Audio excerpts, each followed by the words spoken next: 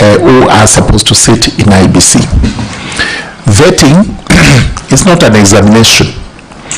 It is purely to ascertain the process by which the nominees were appointed was a proper, transparent, credible, and fair process in accordance with the Constitution and the law, and also to confirm whether the nominated person is suitable to hold that position in accordance again with the Constitution's Chapter 6 and other relevant laws.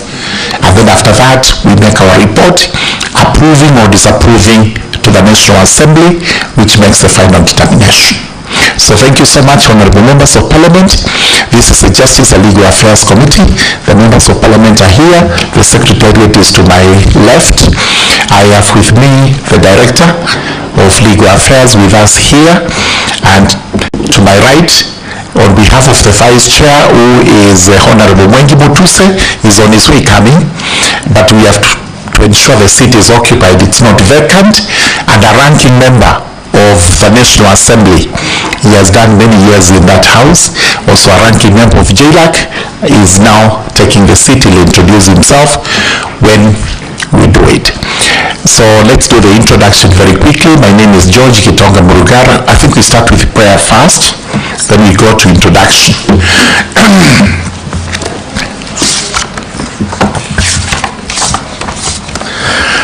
So let us pray. Almighty God, in your wisdom and goodness, have appointed the offices of leaders and parliaments for the welfare of society and the just government of the people. We beseech you to behold with your abundant favor as your servants whom you've been pleased to call to the performance of important trusts in this republic. Let your blessings descend upon us here assembled, and grant that we treat and consider all matters that shall come under our deliberation in so just and faithful a manner as to promote your honor and glory, and to advance the peace, prosperity, and welfare of our country and of those whose interests you have committed to our church. Amen. So, introduction, George Gitonga Murugara, Member of Parliament for Tharaka Constituency in Tharaka Nithi County. I also chair the Justice and Legal Affairs Committee of the National Assembly. Thank you. Faramali, MP for the DAP, a member of the Justice and Legal Affairs Committee. Thank you. Zulekha Herman, nominated member and a member of the Justice and Legal Affairs Committee. My name is Michael Mushera, MP Rock, member of this committee. Adam Dawood, Wajir East. John Makali, member of Parliament for Kandui Constituency, Bungoma County, a member of this committee. My name is Mushangi Karemba, Member of Parliament for Runyenjes Constituency in Embu County and a member of this committee.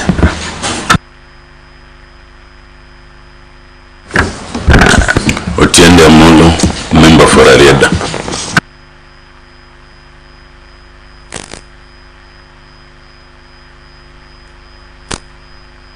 Thank you, Chair. My name is Stephen Mogaka, elected by West Mugrango Constituency and a member of this committee. Thank you.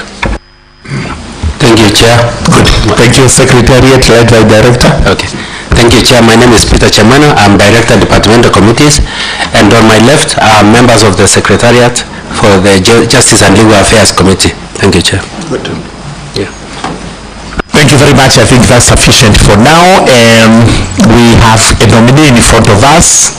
I presume, and we will confirm, that this is Mr. Erastus Edum Ethicon, nominated to be the chairperson of the Independent Electoral and Boundaries Commission. Am I right? You are right, Honorable Chair. Thank you very much. We therefore welcome you, Mr. Ethicon, to this committee for the voting session that will last roughly an hour. We will begin the usual process the way it's supposed to be done. You take an oath. After taking an oath, you will hand over your original documents to the Secretariat for verification. You will then introduce yourself. After introduction, we give you a maximum of 10 minutes to walk us through your journey of life. Where you were born, where you went to school, who you are in your career, how you've been nominated, and After that, the members will then field questions. So we may administer the oath to the nominee.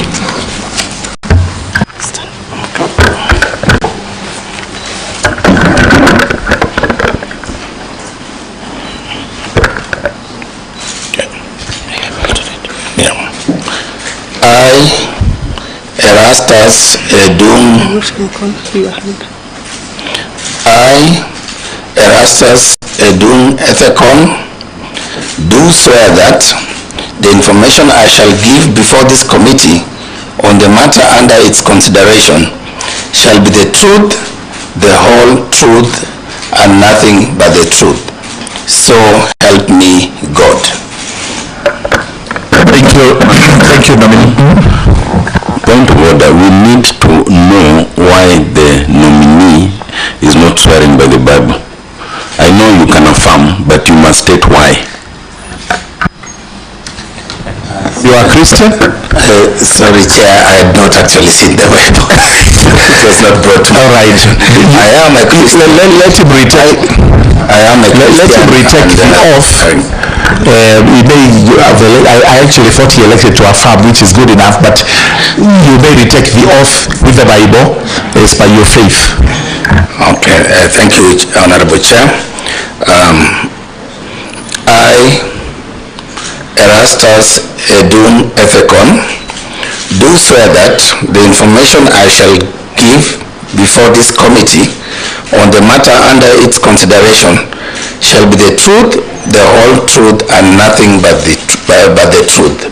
So help me God. Thank you very much, nominee. You may now sign your oath of swearing.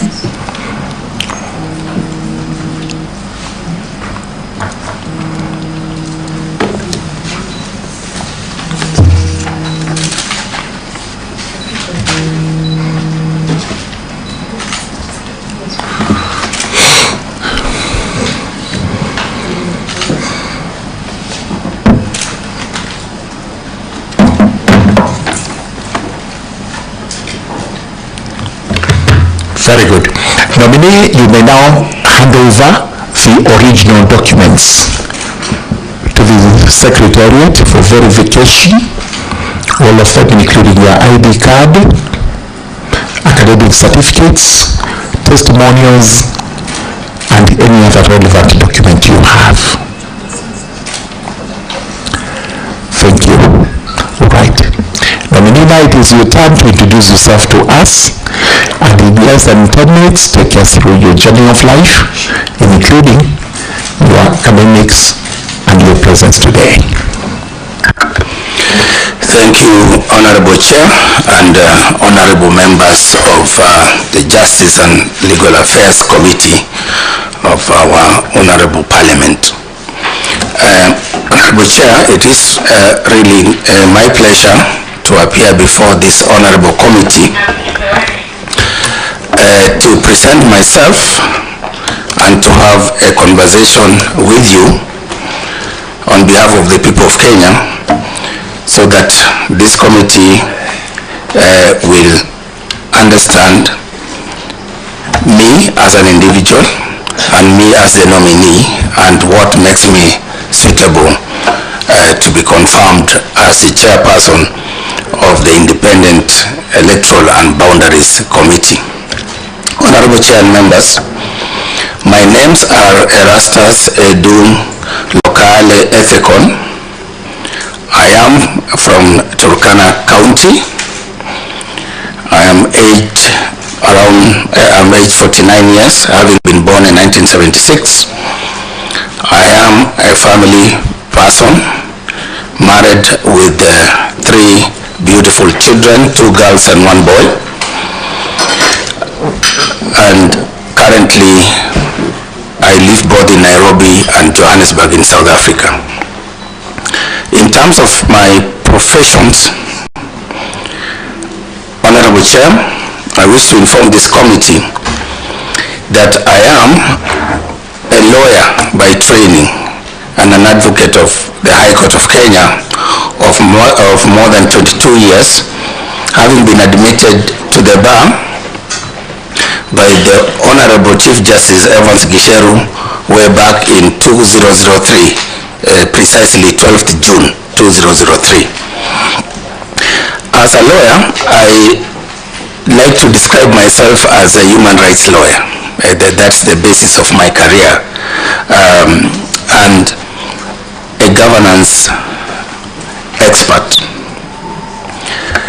I also, Honorable Chair, wear another hat as in terms of my profession, because I'm not only a lawyer, I did diversify my career and ventured into the field of conflict resolution and peace building.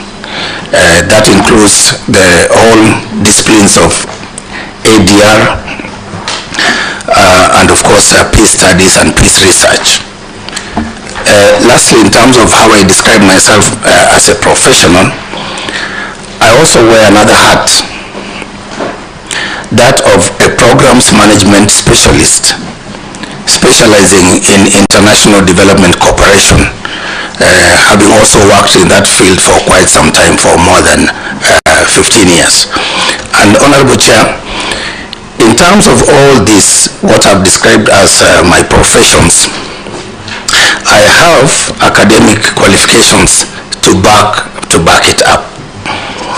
As a lawyer, I have a master's degree in law, specializing in oil, gas, and energy law, having obtained this qualification from the University of Derby in the UK in the year 2016.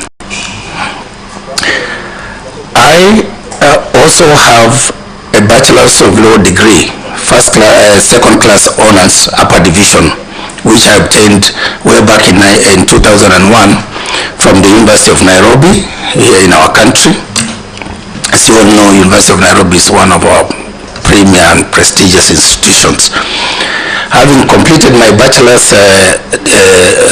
of Law studies at the University of Nairobi, I proceeded, as just like most lawyers would do, to the Kenya School of Law, where I obtained a postgraduate diploma in law.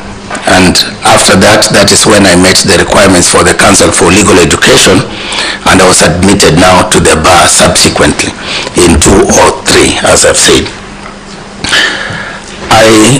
In terms of specializing in international human rights law, I have a specialization, a certificate in implementation of international human rights treaties, which qualifications I obtained from the University of Nottingham in the UK in the year 2007, and a prestigious Chevening Fellowship Program by the British Foreign and Commonwealth Office in 2007.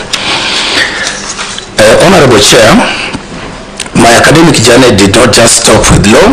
As I've mentioned, I tried to diversify.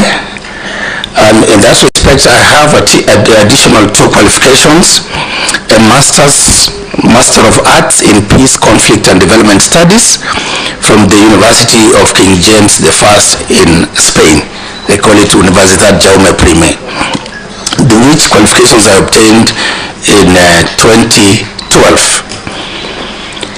And then later, in the course of my career with the United Nations, it was necessary for me to also understand the discipline and the practical field of international project management.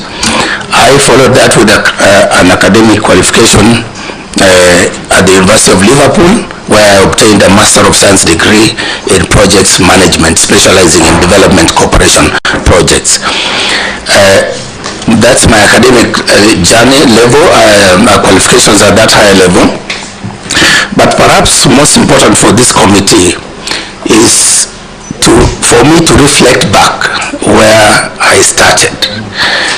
From the dry, dusty village of Morulem, where I started my primary school under Acacia Tree, where I schooled in class 1 up to class 4 under Acacia Tree because we did not have classrooms. That did not deter me to score an A- in the KCSE of 1991,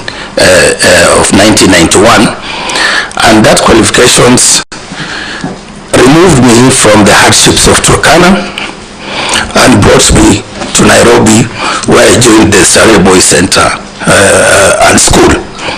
And it's at Starehe Boys Center and School that my life changed and took a different trajectory.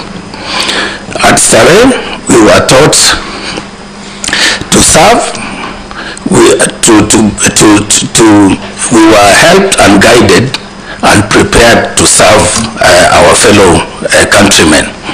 And it's with that spirit, Mr. Chair, sorry I'm a bit emotional, but it's within that spirit that I have focused my life on public service and giving back to the community and to my country.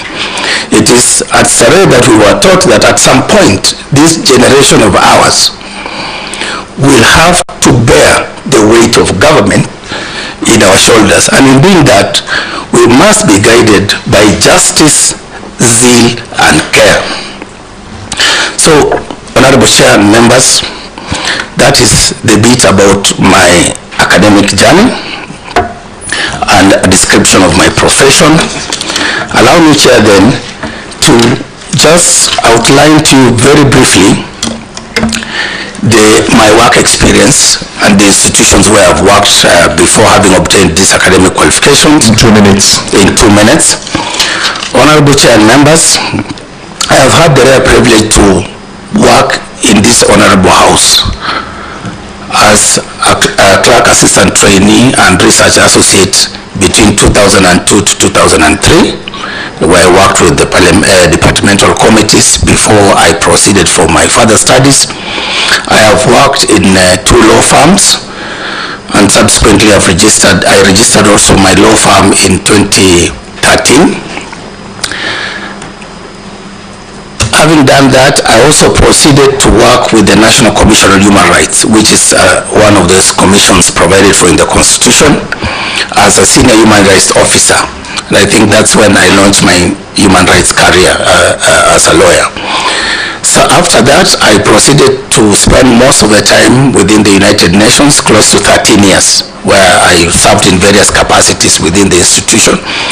And in the United Nations, I would like to bring to your attention, honorable members, our role in the United Nations Development Program is to work with national institutions. And it's through that I interacted closely with our work on electoral management. And when I finished my tour of duty with the United Nations, I decided, for obvious reasons, to go back to Turkana and give back to my county. At the advent of devolution, most of the counties were going through teething problems. And one of them that I identified was the lack of qualified legal practitioners in far-flung places like Turkana. And it's within that context that I went back and I joined the county public service as the first Turkana County attorney, established the office, led that office, built its capacity. But besides focusing in Turkana, honorable chair and members, my influence and my mentorship and leadership also reached far across other counties such as Marsabit, Samburu, Isiolo, Mandera, and many others, where I helped our young county attorneys in terms of mentoring them and helping them to set up those very important legal offices. When I finished my 6 years tour of duty in Turkana, I left last year, September, to pursue a career in back in international development, and luckily I got a place with the African Union Development Agency under the NEPAD framework, where I'm currently working as a senior advisor to the CEO and an expert on the nexus between governance, peace, security, and development. And we're working to develop a continental-wide program to support our regional economic communities and member states, including Kenya. I thank you, Honorable Chair and members. Thank you very much, Mr. Efcon. Honorable members will now ask you questions. And I request that you be provided with a booklet and a pen. You will note down those questions. We are not very many. We will do a complete lap. If there's any rejoinder, we will give you sufficient time, members, to ask supplementary questions. Each member is going to ask one question. Apart from the chairman, who is not restricted, we may ask quite a bit of the questions. So I think we start off. Please note, number one, you have been nominated to chair the IEBC. What would you tell Kenyans is your experience with the electoral process that warrants some confidence in you to actually ensure that Kenyan elections are free, fair, verifiable, and credible, which are the parameters of a successful election in each given year? Number two, it has been said out there that your nomination is flawed simply because there were no adequate consultations as regards who should become the chairperson of the IEBC. What are your views as regards your nomination and the process itself as a qualified and seasoned lawyer in this country? Finally, it has been said that IEBC must be watchful. You've already been warned even before you took office that if you try to deliver any elections in the country that are not fair, credible, verifiable, the country may drift into bloodshed. Tell Kenyans, in your own estimation and preparedness, are you credible enough to give Kenyans an election that they will have confidence in? Thank you.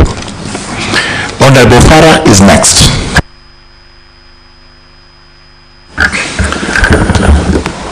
I notice your journey, and only people who have gone through what you have gone through know how difficult that journey is. Those of us who come from arid areas, we know these things, and a few of us here. One of the biggest problems in this country in any electoral process was the fear of a bias on the part of the chair of this organization, or manipulation of results. And you know very well, as I know myself, elections, particularly in the far-flung areas, used to be manipulated very much by people who are in power. Areas like the north where you come from, and I'm sure you understand that very well. At the national level, also the fear is that it might be manipulated. We have seen it manipulated. I'm not going to state which elections were manipulated, but there are a good number of general elections that were manipulated. What this job needs more than anything else is a very courageous person who doesn't mind and doesn't have any allegiance except to God, his creator, and to the country itself. Having been a Turkana Moran, that is in your blood. How much of that are you going to implement against all odds? Thank you. Honorable Tienda Bano.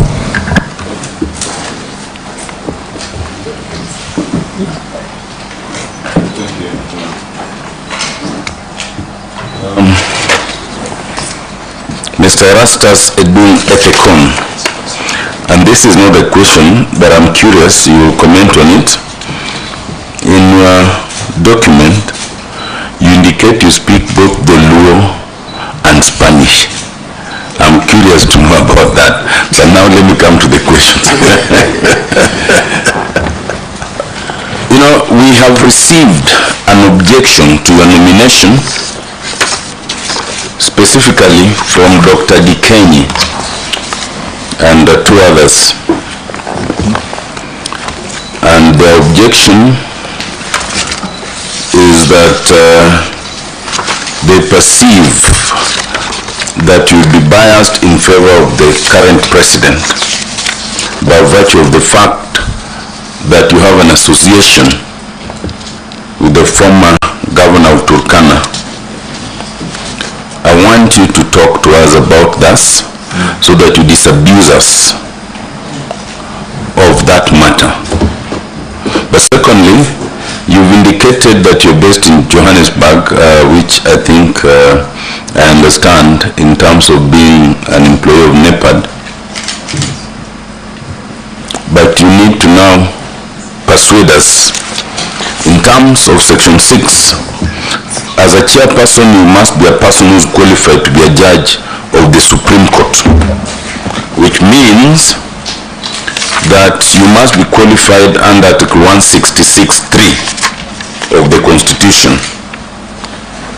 having at least 15 years experience as a Superior Court judge or 15 years experience as a distinguished academic or judicial officer or legal practitioner.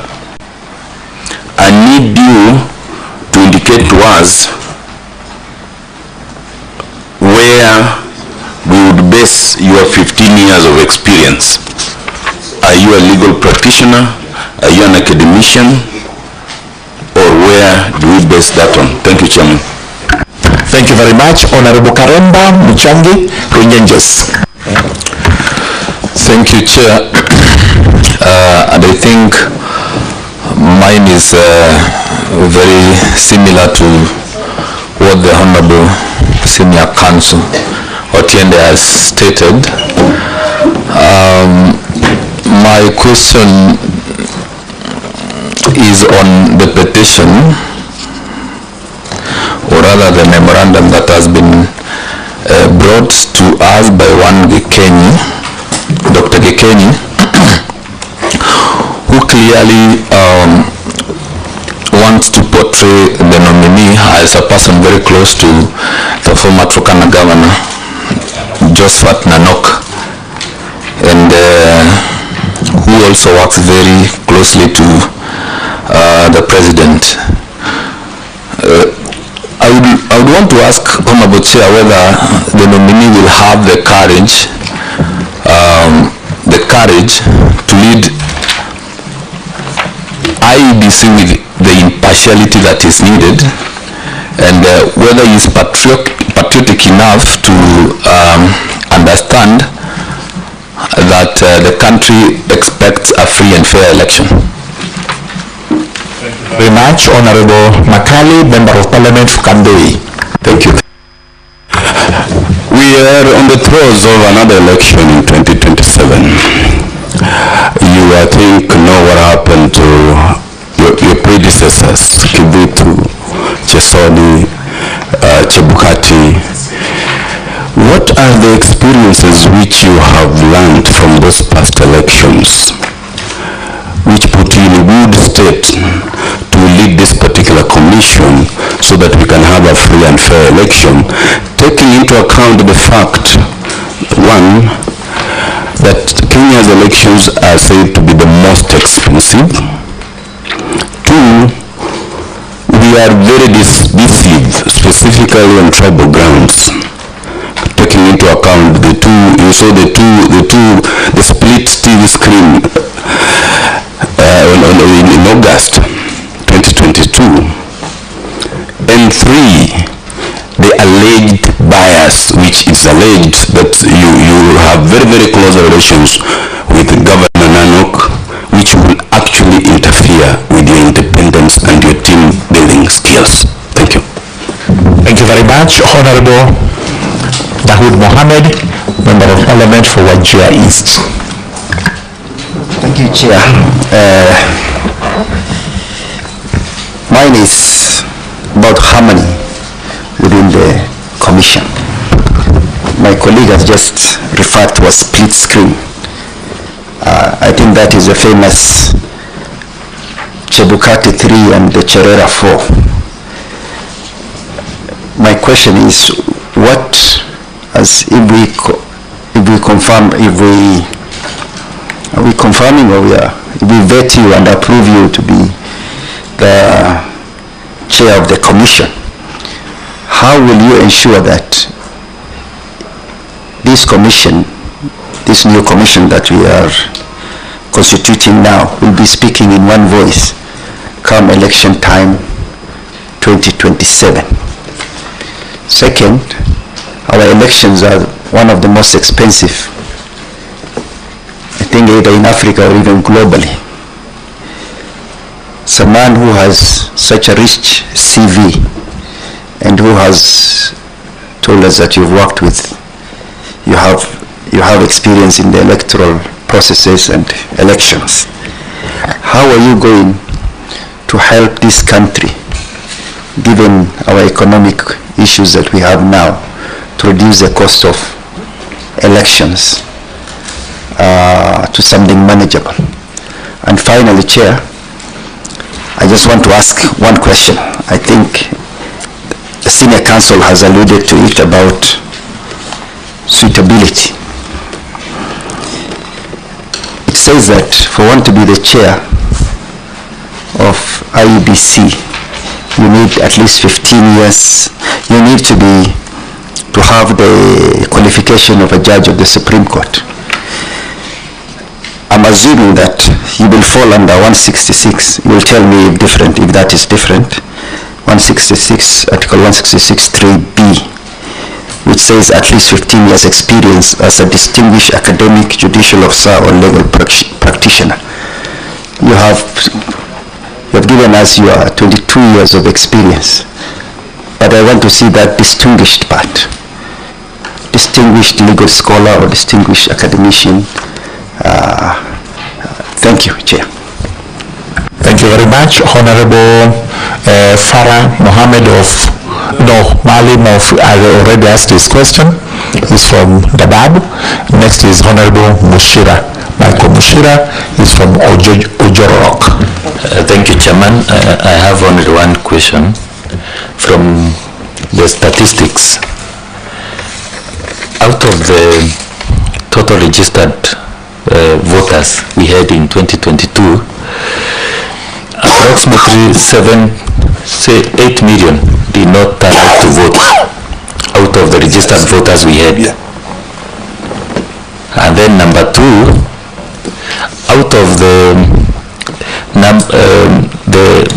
eligible, the people who are of legal voting age as at 2022, approximately 5.7 did not register as voters.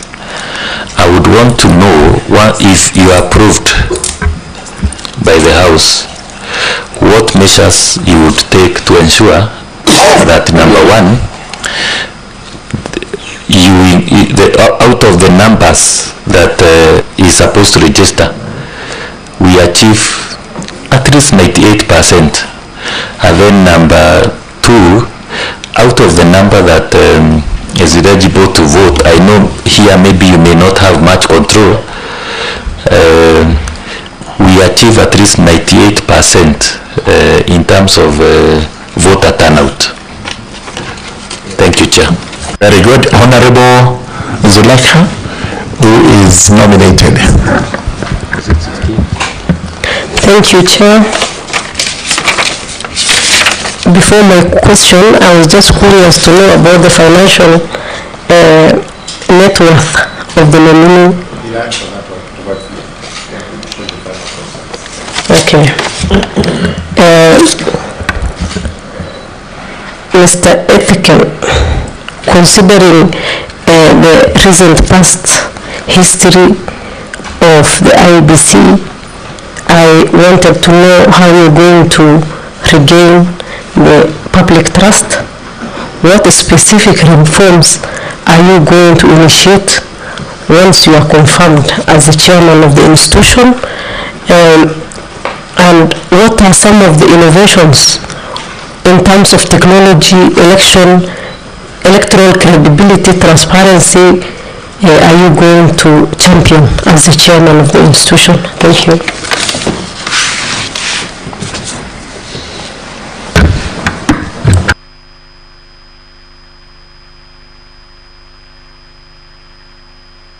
Honorable Mogaka. Honorable Mogaka is from his constituency is West Mugirango constituency in Nyamira. I was about to say Nyamira West, but I've remembered it's West Mugirango in Nyamira County. All right. Have you introduced yourself, sir? You have. Yes, thank you. Yeah. You may now choose your question. Thank you, Chair. I have three small questions for the related for the nominee. And nominee, congratulations for this far you have come. But you told us about a lot of education you have acquired. Just tell Kenyans who financed this education and what interest did they have in you as a way of allaying fears that you are being trained to come and do this very thing that Kenyans are worried about. The second one is you described yourself as very rich in human rights training. Now, you are aware that electoral units in this country have been without representatives this far. Do you consider that a constitutional and human right violation for those electoral units? And if so, being an expert in human rights violation, what have you done so far to appease these unrepresented electoral units as Kenya does its business as usual? Number two, if you assume this office as chair, what would you bring in by way of reparation for these electoral units that have not been represented as Kenya has been transacting its affairs normally? And then the last question is, you are aware that there is already election campaign going on even before IEBC is constituted. Do you think this is healthy for the country? And if you assumed the office of chair, what will you bring on board that would bring tranquility in the country for economic prosperity, so that we don't go from election results and immediately we kick off to election campaigns? And for record, Chair, Nyamira County has 2 wards which have no MCAs, Nyamaya Ward and Nyansiongo Ward, because as you are aware, I can't transact in this committee without mentioning Nyamira County. Thank you very much, Honorable Mogaka. I think that is extremely patriotic. But you've rightly said there are 2 wards which do not have MCS, and that is the first and foremost assignment for the chairperson, the nominated chairperson, if this committee finds favor to approve his nomination. The vice chairman has joined us as we were proceeding. He'll introduce himself and pose this question. Thank you very much, Chairman, and my apologies to you, my colleague members, and everyone. I was held up in other national duties. That's why I walked in slightly after the session had started. My name is Mutembei. I'm the Member of Parliament for Kibwezi West, and I also serve as Vice Chair of this committee. Nominee for Chairperson of IEBC, a very important position in the Republic of Kenya. I have 2 questions for you. Number one of what we have been told previously, that one of the reasons why our elections are very expensive, among the most expensive in the world, is because of trust deficit. The political operators, us in the political class, and even citizens do not trust each other. And so, because it is also alleged that you may be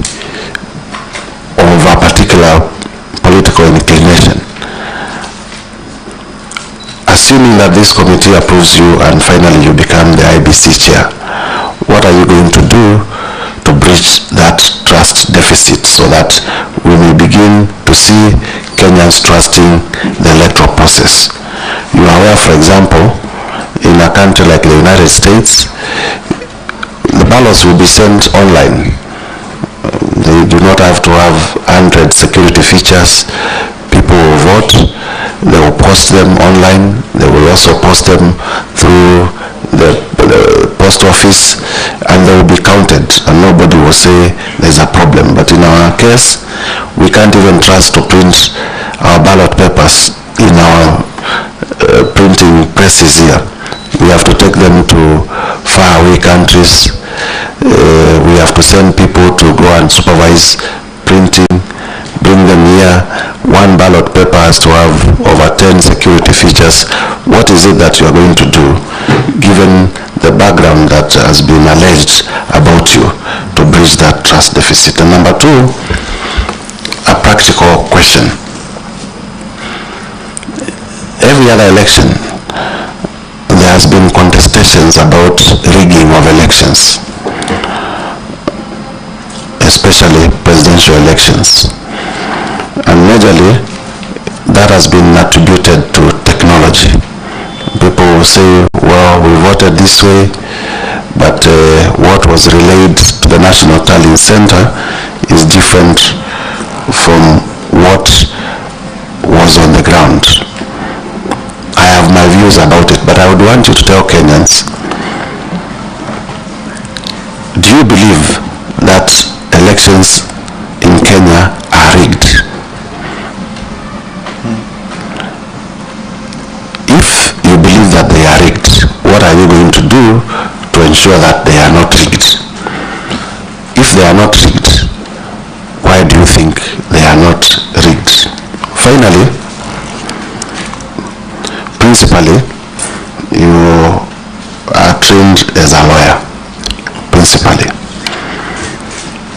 I would want to know why it was important for you to study project management and peace and conflict, because as a lawyer, and many lawyers are very proud of their profession, many of them stick to legal issues.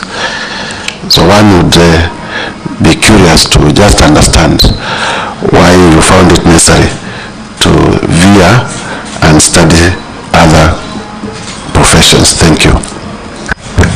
Thank you very much, Vice Chair. Thank you, honorable members. I counted the questions in spite of them having been told to ask for one. They did about 2, others did about 3, maximum at 20, all of them. We have 20 minutes within which to answer the 20 questions. So please be concise, precise. You do not have to repeat yourself, and where you can condense answers in respect of 3 questions into 1, please do so. 20 minutes to do that. Thank you. Thank you, Honorable Chair and Honorable members of this committee. Allow me to really sincerely thank you for those very important questions, questions that are vexing to all of us and to Kenyans, and questions that beg answers from me as the chair nominee, but also to some extent answers from all of us as Kenyan citizens.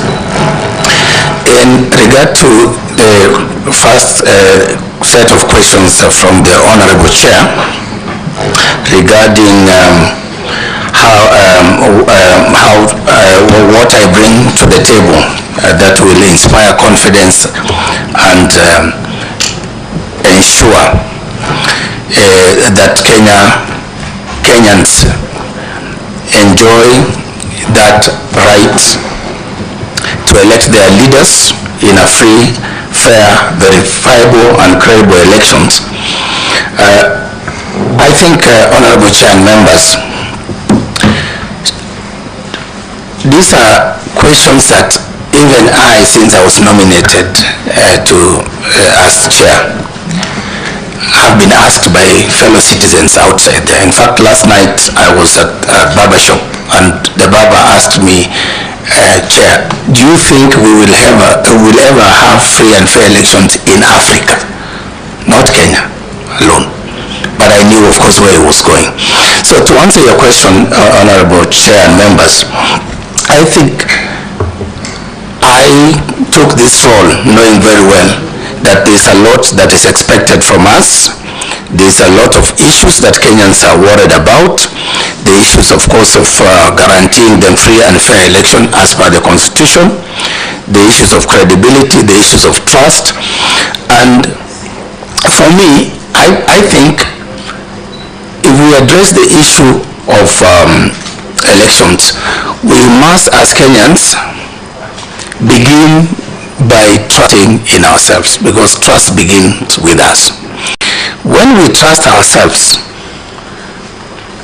then we begin to look at what are the legal frameworks that are there to help us, for example, navigate through issues of governance in this country.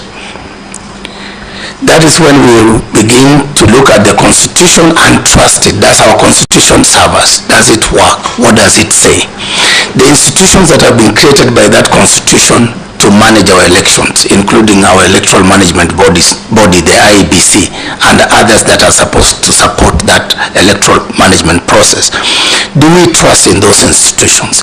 Do we trust in the people that have been given the responsibility and the public trust to manage those institutions? Do we trust the laws that have been passed by this honorable house, by our parliament, and the regulations that govern the electoral processes?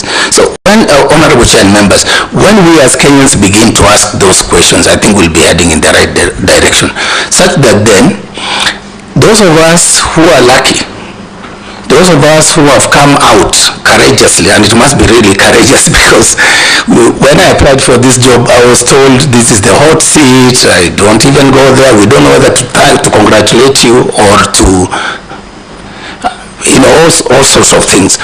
So those of us who have come out who have stepped out to provide leadership in our electoral management body and processes, we begin then to tell Kenyans, we will play our role as IEBC, I will play my role as chairperson, in the sense that I will be guided by the Constitution of Kenya and the laws of Kenya, and that through that fidelity to the law, I should be able to follow all the laid down processes that will lead us to credible, free, fair, verifiable elections. So my point is, Honorable Chair, is that we have to begin by trusting in ourselves.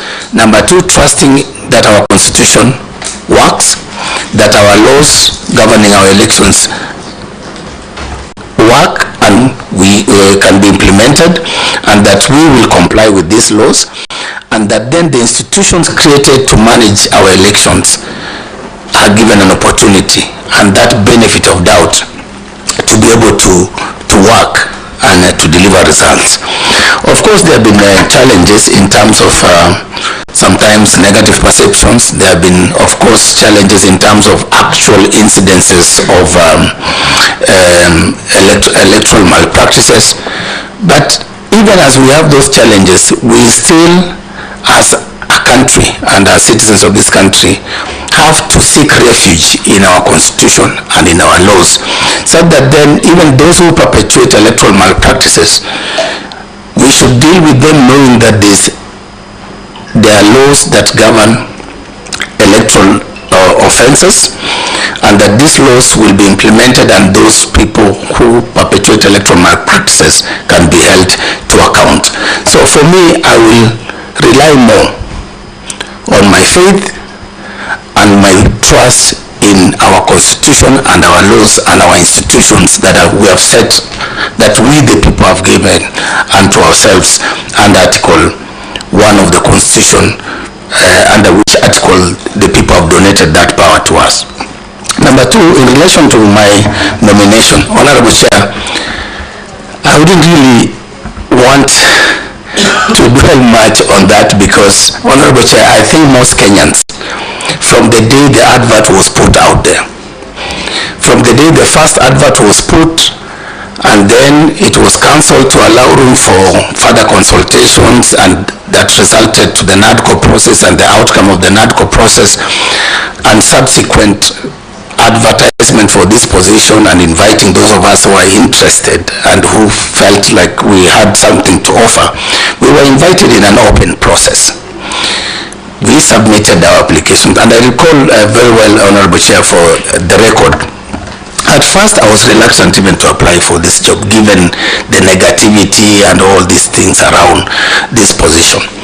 But at the cyber cafe where I normally photocopy my things and my papers even from my work in South Africa, the young people in that cyber cafe, Peter, Purity and Kizito, they are the people who urged me to put in my application, because looking at my documents and having conversations with me over tea, they thought and they felt that you have what it takes to lead this country in this institution. And at first I thought maybe I should just apply for the commission and, you know, the hot seat, leave it alone. But they actually went and submitted the documents both for the chair and for member. So when I was in South Africa, they sent me a screenshot, we've submitted the documents. And later on, when I was on my way to, I think, Angola or something, I saw my name in the newspapers that I've been shortlisted.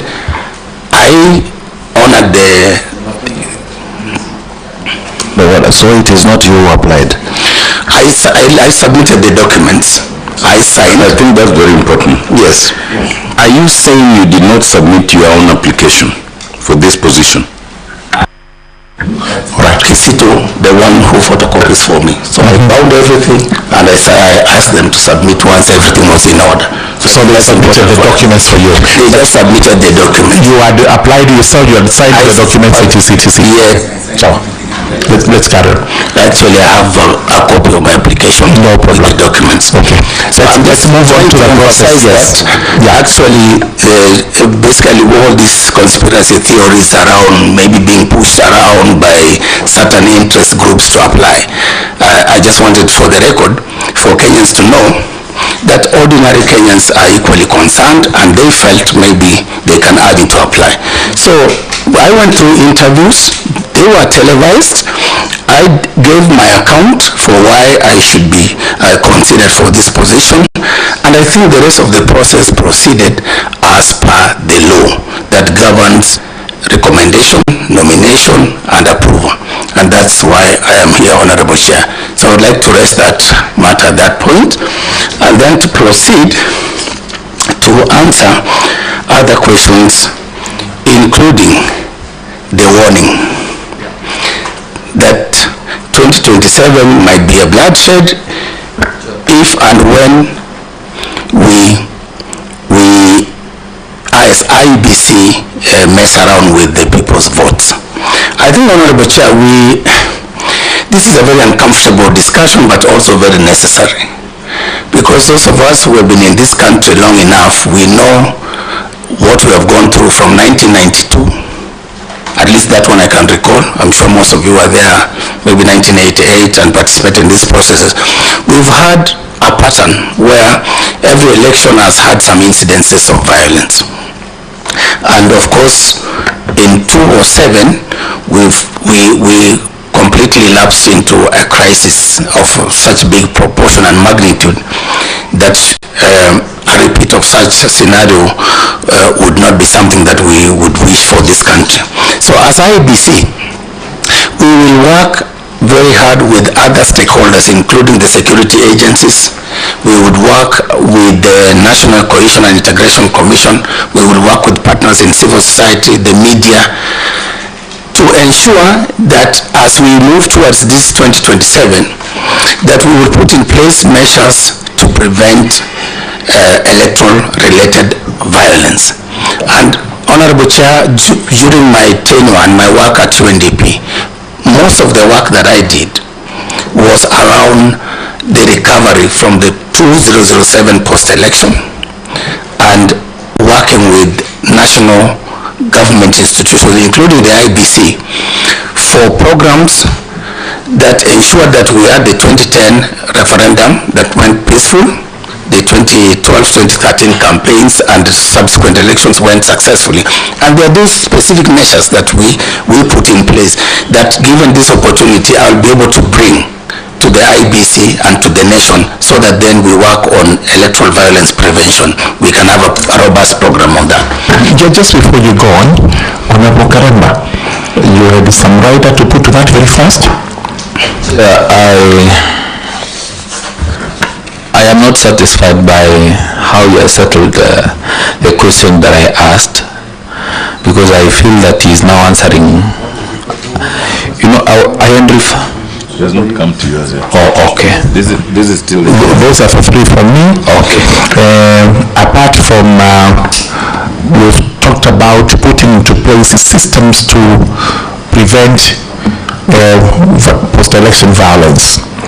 We also put in place systems to prevent election malpractices, because we start with the malpractices first, then we go to the violence, so that we actually ensure that we have a free, fair, credible, justifiable election, such that nobody can challenge it. And if there is to be a challenge, should it be through violence, or how do we challenge? Because every person has a right to challenge election results. With written violence, or how do we challenge when there is grievances regarding an election? Okay, thank you. Raila? Okay, yes, on that. One, he mentioned of having been pushed by even Babas to apply, as if he disclosed who others pushed him to apply. Number two, he has again mentioned that he lives in Joburg. Can the nominee assure Kenyans that if he assumes his position, he will not banco an election and take his comfort in Joburg, because Kenyans have no other place to go? Thank you. Chairman, mine is just as a point of order. Chairman, you gave the nominee 20 minutes to answer. Only on your questions, we are now, I think we've taken 9 minutes. Let's be faster. I'll bet you it's faster than that. First and foremost, quickly in one sentence each, defray the fears we have, then we move on to the questions substantive that were asked. They are not as elaborate as you're making it. They're just being a little bit prolonging. Okay. I don't want to use that other one you use in law.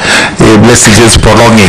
Thank you. Thank you. I think what I need to assure the committee and the nation at large is that once confirmed as chair, and I take that oath of office, the moment I take that oath of office, I will know I have crossed just from being a mere citizen, enjoying rights in this country, but I will immediately become a duty bearer as the chairperson of the IEBC.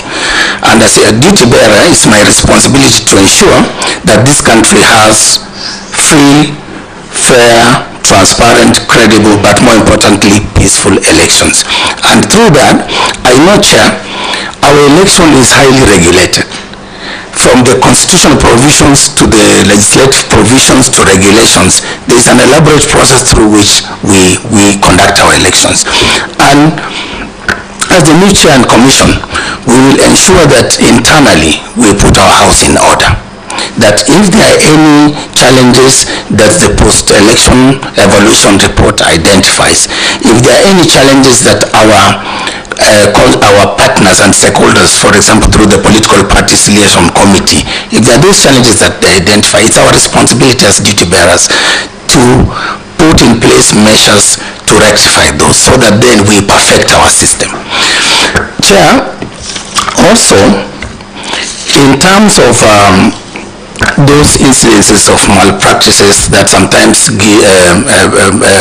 make the system appear not to be working, I think Kenyans, I would ask us to trust that in this new IEBC, when we identify cases of malpractices, we should be able to punish those.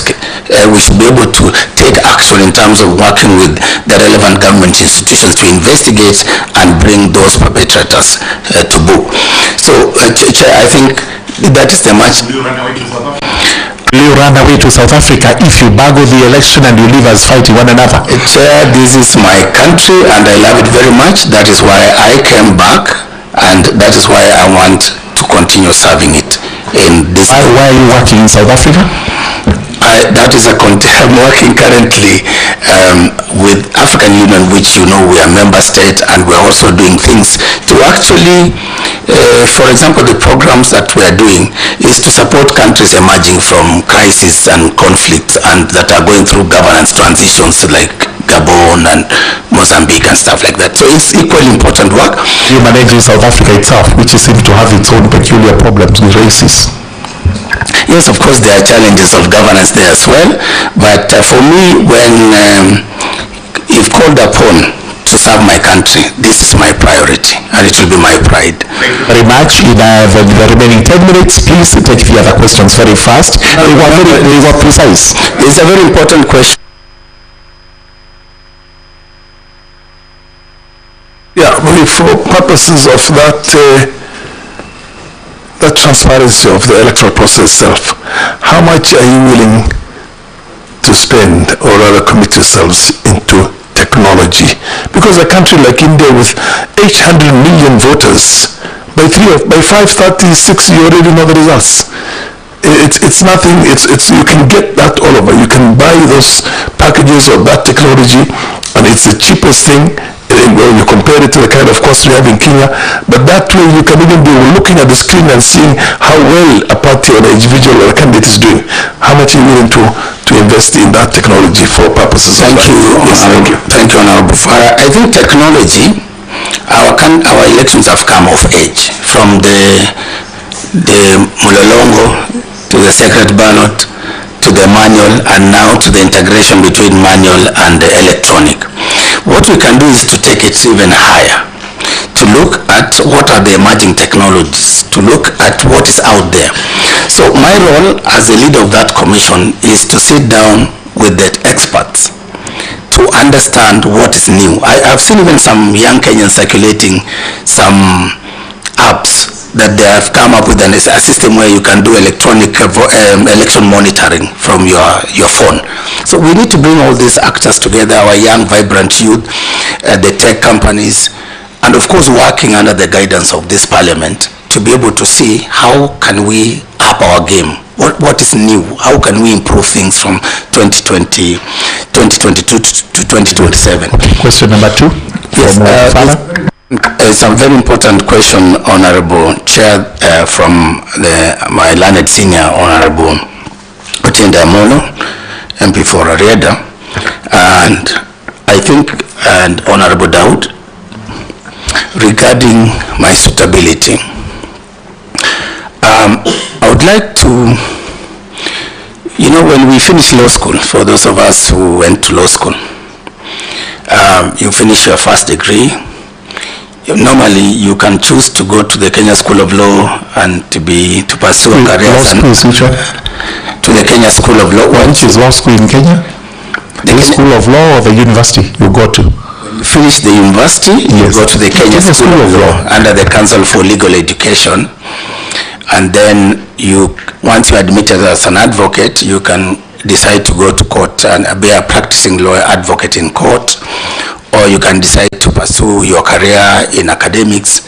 And so, for me, when I finished my law school and I got admitted, I'd worked already for 1 year in a law firm.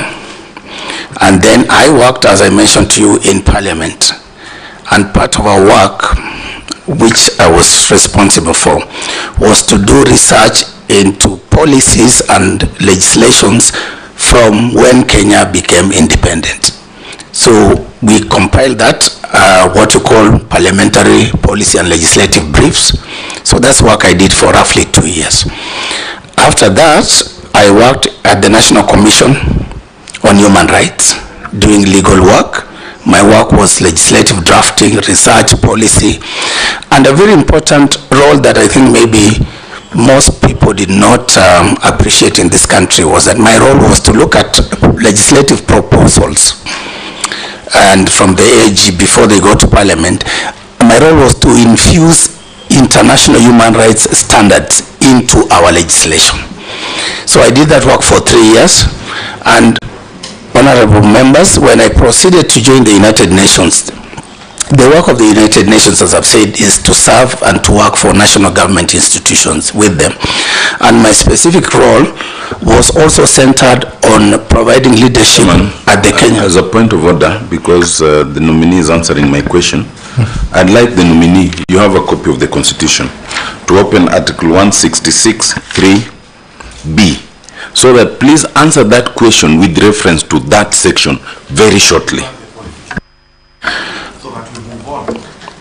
Justifying your great academic achievements. Honorable Chair, are you qualified to be the chairperson? Yes, Honorable Chair, because I have spent over 15 years doing legal work, mainly in the field of human rights. And last year, Honorable Chair, for the record, I was actually shortlisted and I did interviews for the High Court judge, for which I was not successful, but that's when I continued. The requirement is not spending 15 years doing some work. What exactly is the requirement? For you to be chairman, you must be? What does the law require you to be? Article 166, 3B. The first with what is your requirement after the constitutional provision where we have IEBC 88? The chairperson must be. After that, tell us whether you're qualified under the two provisions, 88 and 166.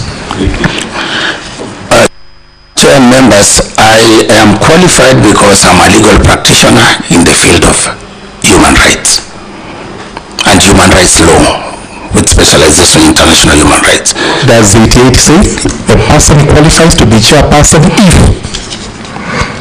you're qualified to be a judge of the Supreme Court? I don't know, to be a judge of the Supreme Court. Chair, he has Article 166. Yes, so from there, go to Article 166, who is a judge of the Supreme Court, so that you can tie the two together and say, I'm qualified because Supreme Court, judge, Supreme Court requires. It's over. Chair, I think in terms of Article 1663, it talks about at least 15 years experience as a Superior Court judge, which I have not been a Superior Court judge, at least 15 years experience as a distinguished academic, judicial, legal practitioner, or such experience in other relevant legal field. And I think that's where I fall to Honorable Chair. That's where you fall. You don't think, do you think, or you actually confirm? I'm saying I confirm. That's where I fall. Thank you. All right, let's move to the next. We have to move on. See, which is that relevant field? In the relevant field. Which is the relevant field now here? International human rights law. International human rights. Yes. All right. The field is, it doesn't have to apply. It's a relevant field, like a litigation lawyer. That's the field I specialize in. Okay, let's move on to the next question from Karemba, quickly. In terms of the question from the Honorable Karemba, he has raised the issues of my close relationship with Honorable Nanok, was our former governor. Honorable Karemba and honorable members of this committee, I've known Honorable Nanok when I worked with him as the county attorney for Turkana while he was serving as the governor. And I worked with him for 4 years, and our relationship was purely professional in serving the people of Turkana in our various capacities, him as governor and myself as the county attorney.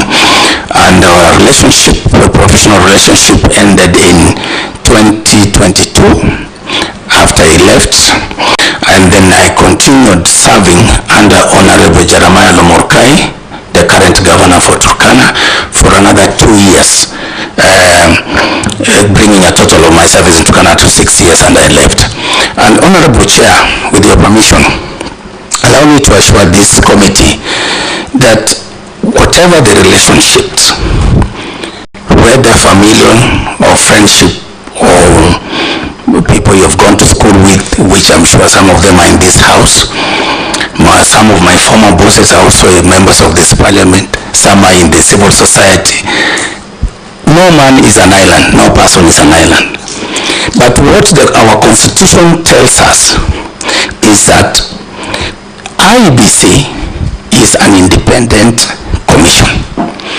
IEBC must not be under the control or direction of anybody whatsoever, any person or authority. And that if I as a chairman, once you confirm me, if I misbehave in the process, the provisions of Article 251 will check in. Any member of the public, any citizen of this country can petition this house, this parliament, to remove me for any gross misconduct, violation of the constitution, incompetence, or any other reason that is within the law. So I don't think the nation should worry about the many relationships we've had as we grow along our career paths or in our lives. Are you related to Honorable Joseph Tinok? Are you related in any way? For filial, for the record, Honorable marriage, etc. For the record, Honorable Chairman, not even close, even at the level of clan, let alone family. And we come from totally different villages, even clan-wise. If you look at it, we are very, very far apart. We have no any relationship, whether by marriage or extended family or anything like that. Thank you very much. Honorable Makali's question. Chairman, as is looking that, I had asked the very important question that the nominee must disabuse the allegation contained in Dr. Magdaleni's affidavit that he would be biased in favor of His Excellency Dr. William Ruto. Honorable Chair, with your permission, I have actually, Honorable Leonard Senior, I have actually sworn an affidavit to actually state my position in regard to that and to affirm that I shall be guided by the law, I shall be impartial, I shall be fair, and no office, whether small or big in this land, shall influence me, my decisions or my running of the commission, and that I shall rely on the constitution and the laws of Kenya. So therefore, they are asking you whether you will be courageous to announce results. That's what they're saying, that you will not be. Chair, I look at both, even the president of the way I see things, as I've said, the moment I take oath of office, should I be confirmed, I look at both potential, all those people will come up to offer themselves for the leadership of this country at the level of presidency. These are my clients. These are the people I serve. These are the people that we will work with to ensure that whoever Kenyans elect, they should be able to trust the process and the outcome. With your permission, Mr. Tekon, I want you to answer that question specifically. Will you be biased in favor of William Ruto or not? Absolutely, Honorable Chair and members, absolutely not. Just answer the way he has asked. I will not be. I shall not be. Thank you. Chair. He has indicated that he will not be influenced by him. You said you were a bit reluctant to apply for this position. You were influenced by Babas in some place. You are going photocopiers. Will you confirm to Kenyans that you have actually the spine to be in this office, which is a boiling room? Thank you, Honorable Chair, through Honorable Chair. I think the context within which I brought that is to demonstrate to this House and Kenyans that ordinary Kenyans are concerned about the type of a person who should supervise the elections, who should facilitate their transparent, peaceful, credible, transparent elections. Which is why, looking at even the various people who are out there, they thought, I am untainted, I am qualified, and from our conversations, they felt I'm passionate enough to go for this position. And I would want to assure this House that those values that I bring and my commitment That is what I bring to this house, and no office. And the spine? The spine is really the courage. And as the Honorable Farah did indicate that we are warriors. You know, when you look at the journey, some of us have survived, you know, bandit attacks, even when coming to Nairobi for school, our villages have been overrun. We've gone through these traumatic experiences. So I don't think there's anything that can cow me.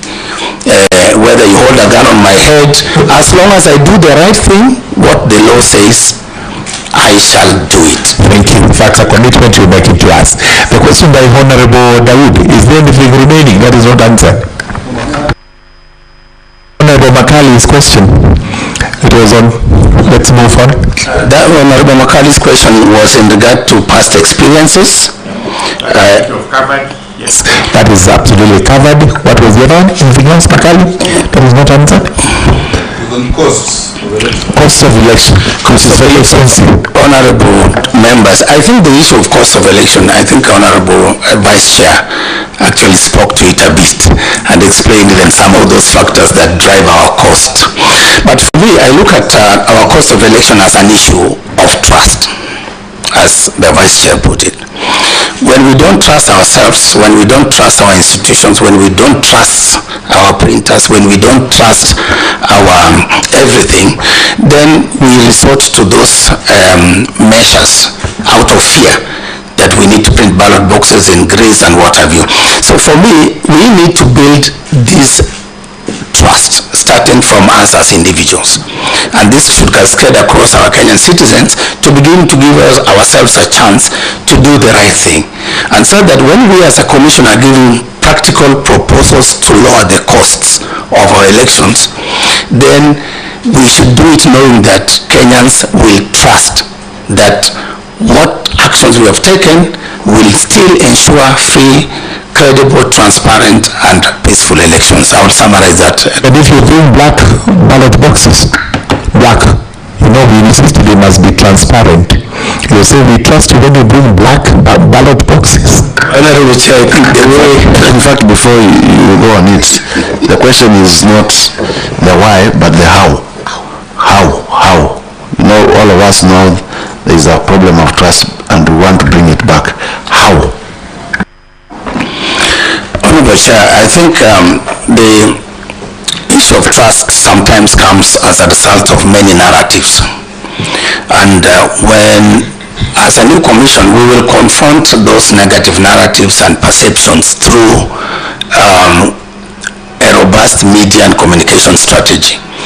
We should be able to engage with Kenyans, and we should be able to open the commission and our processes to scrutiny, so that then along the way where Kenyans point out where there are problems or issues, including where there are opportunities for electoral malpractices, including rigging and what have you, we should be able to address those issues and still assure the Kenyans that we are proceeding well. So trust is about educating one another, it's about reaffirming our values in our beliefs in our laws, in our processes, so that then once we believe that, then we can, even if we say we will use the black ballot boxes, and as long as majority of Kenyans or all Kenyans trust that nothing will happen, or even if we go electronic and say we will do mail-in ballots, Kenyans still trust it is a process that they believe in. So it's about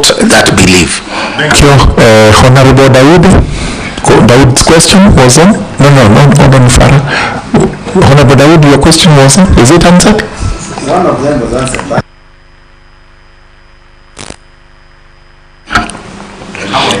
Harmony, so that we don't have to speak. In terms of I think as a commission,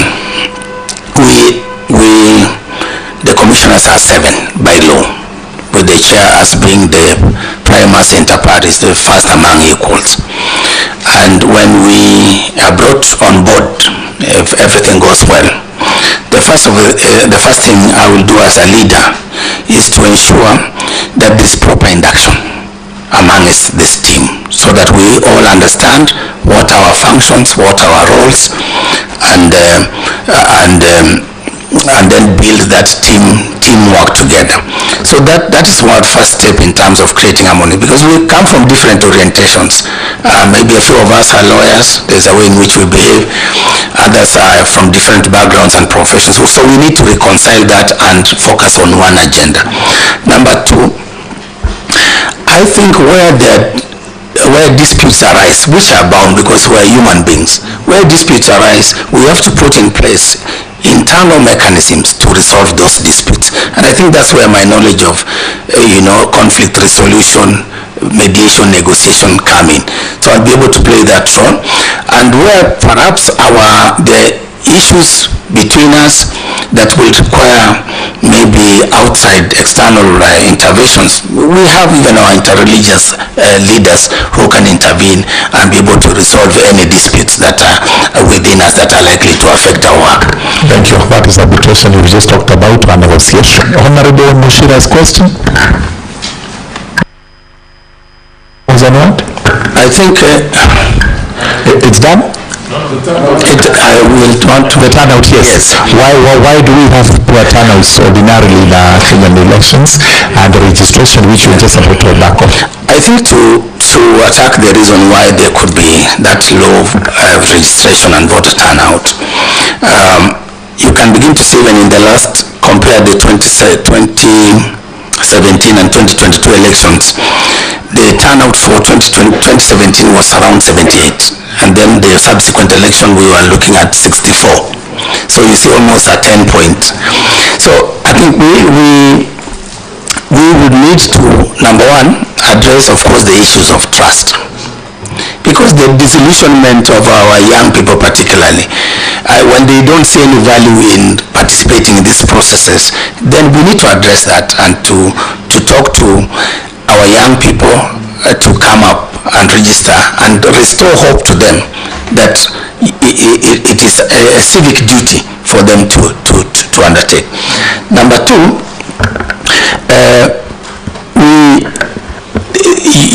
after the commission, once the commission is not in place, then even registration of voters stops. So once we are confirmed, God willing, we will hit the ground running to try and speed up that process of registering voters. And there are many new voters now. The people who are born 2007, 2008, now they are reaching 18 years and they are quite a substantial number. So we need to focus on our voter registration. In terms of voter turnout, again, the messaging from all of us, because as I've said, trust, confidence, it's a responsibility not only of the IEBC chair, but also of this parliament, the politicians who are aspiring, the media and all that. So if we do positive messaging, people will feel encouraged to turn up in large numbers. And if we assure them that the election will be free, fair, transparent, credible, then I'm 100% there will be big improvements. Thank you. Thank you. We had a question from Honorable Zulaka. No. Let's go on. No. Let's go on. Zulaya's question was on what? Zulaya? The other one is coming shortly after this. We have to finish. The second question was on? Zulaya? Can you remember? Yeah, the second question. It's about, I think, technology. Yeah, that's use of technology. Can I just innovation on that, innovation on digital before the chair? To answer for him, or No. I just want to ask him, ask him something.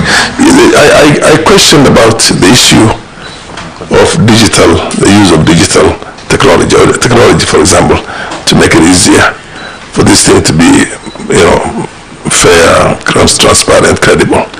We also have the issue of digital, which can be misused, which is the social media right now. Social media can become another center of serious disruption and conflict in the country. You probably cannot answer this now, but one needs to put a serious thought into these things if we have to do certain things about all those, or certain actions to be taken, so that some busybodies somewhere cannot put this country under flame. So this is another thing I think to answer that very quickly, I think Honorable Farah, you are referring to the issues we have to deal with misinformation and disinformation, and of course the use of new media to perpetrate that. I think that's one of the things that as a commission we will be alive to, and we will work with the various stakeholders and industry players to see how we can mitigate the negative impacts of that, while actually amplifying the positive aspects of that. And I think to go to Honorable Suleka's question about technology, I think the next election will largely be technology driven.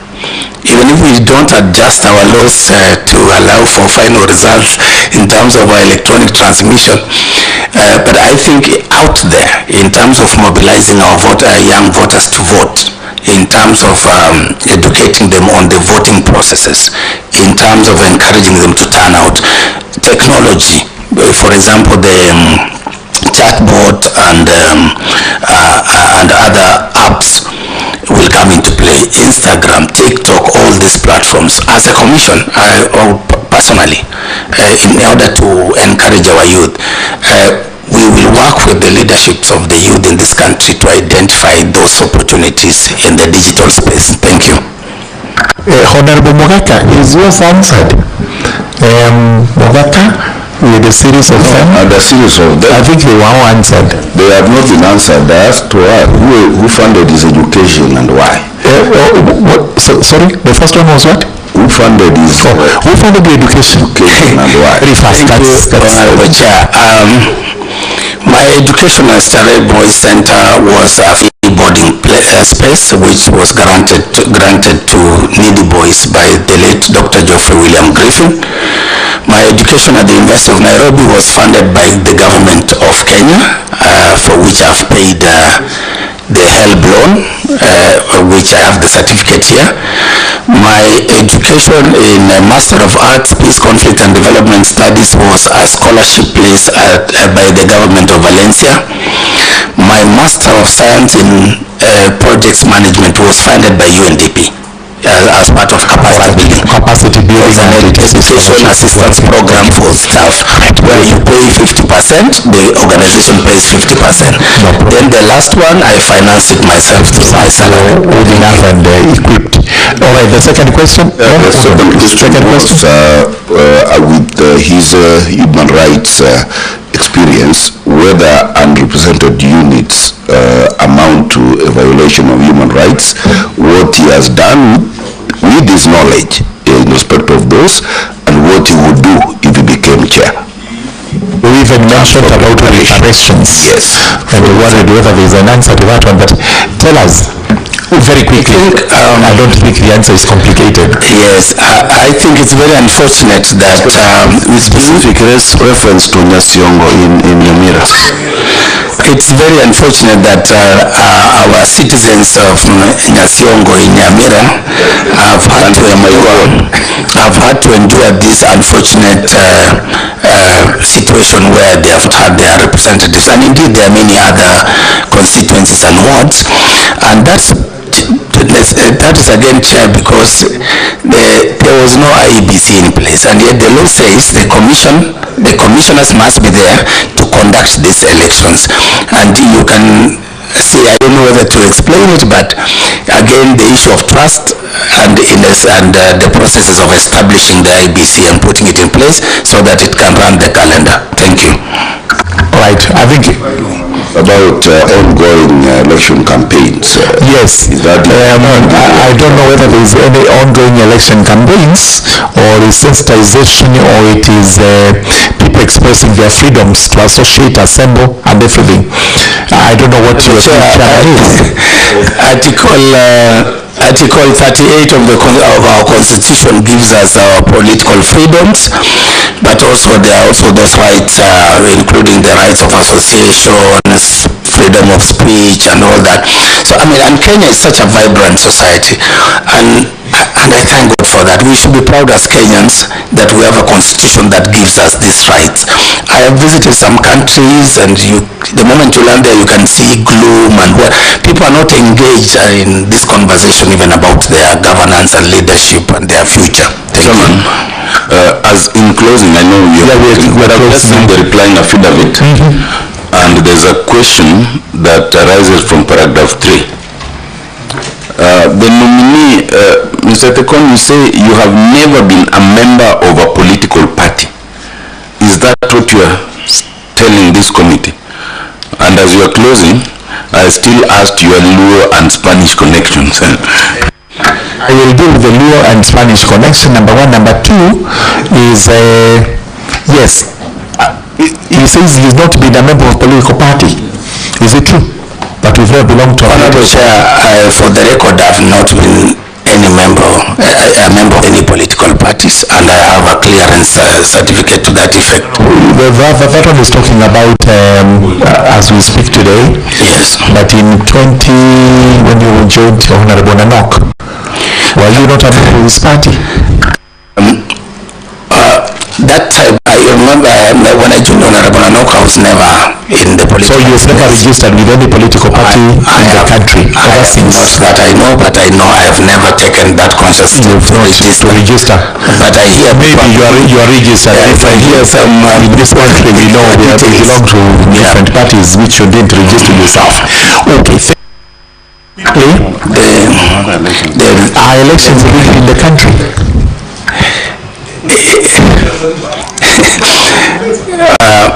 The chair also, as he does that, on the lessons learned and what he brings on board. That's what I had asked him also.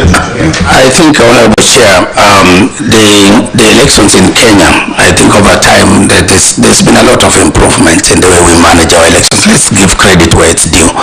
But we cannot also deny the fact that there have been challenges here and there, including some incidences where there have been electoral malpractices, including rigging of elections in some stations. But having said that, I still trust that our electoral system and laws that allow us from the polling station to protect our votes, that allow us to transmit our votes safely, I think they will work. And it's my role to enforce as the new chair. It's my role to work with the various stakeholders to ensure that we do the right thing within the commission, but also working with other stakeholders, including the investigative agencies, to address some of those complaints. Honorable Makali is asking, what are you bringing to the table? Different from Honorable Chebukati and Kivuito, Chesoni, all the way to Montgomery. I think I bring to the table my passion and commitment to this country to consolidate and entrench the democracy that we need for stability, for economic development, and for prosperity of this country. And I have all the necessary tools, whether in law, in conflict resolution, in managing election as a project. I bring those multiple tools and skills to the table. I also bring my experience and networks, having worked with the international community, civil society. These are people I can work with together to support us to succeed as a country. Right, thank you very much. Now, these are very routine questions which you have to answer yes or no quickly. Number one, have you been convicted of any offense in the Republic of Kenya or even out there? Loudly enough for me to hear. No. Number two, have you been named or aspersions cast on you regarding chapter 6 of the Constitution, that is your ethics on matters governance? No. State, in what areas do you have potential conflict of interest if you are selected to be the chairperson of the IEBC? Where do you think there will be a conflict so that Kenyans know where to watch as you continue to deliver these services? Honorable Chair, at the moment, none. No, but if they arise, I will invoke the provisions of Chapter 6, Article 75, and I shall declare immediately those incidences. Right. Have you been able to do any pro bono services, to give pro bono services in the country? And if yes, which particular counties? And what did you do there? Honorable Chair, at Starehe Boys Center, that's where we were taught voluntary service, and I worked in our local health center back home. also volunteered as a teacher before I joined the university for a whole year. And throughout my career, I have done other voluntary services within my community and in building churches, the African inland churches. Thank you very much. And finally now, as we stop there, what is your net worth? How do we value you so that we are able to monitor you? Because you know very well IBC may be a very lucrative place to do illegal business in the breach of the law and to abuse that office. What is your net worth? Honorable Chair and members, my net worth is estimated at 276,882,237. Made up of what? Made up of mainly assets, land, livestock, some Safaricom shares, and motor vehicles. And motor vehicles. Yeah. What are your current sources of income? Currently, my sources of income are from my earnings from the African Union Development Agency. All right. Do you anticipate any other sources of income in the future? And maybe in the next few months, the county government of Turkana still owes me my gratuity. You were expecting gratuity from the county government of Turkana? Yes, Honorable Chair. Thank you very much, Honorable Erastus Edum. The livestock, do you anticipate? Before you go to the law, I don't know why. I will get. He wants to understand that, and I will. Somebody is speaking the law. Chair, please protect me from Daudan. From your livestock. I mean, I'm a livestock owner. And they give birth, I sell them, I take them to the market, so you would definitely be getting some income out of that. And it's important that you declare it, so somebody does not say tomorrow that you got this money from IEBC.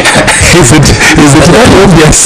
At the moment, I've declared about 4.3 from livestock, 230 shots, then 12 camels, 36 cows. And Honorable Farah, because of my travels and all these pursuits, I have not been a very good pastoralist, so I need to improve on. Yes, I think the numbers are source of livelihood. And Honorable Chair, permit me to speak with my... This is what I have to say before you speak in the language which some of us will not understand.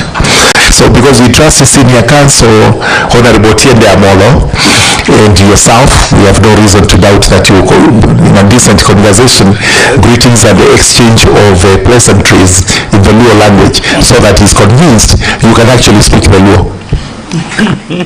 Chair, may he speak the Luo after my question that I don't insist that he answers. Yes, which is the question that he will not answer. He may choose or not choose to answer.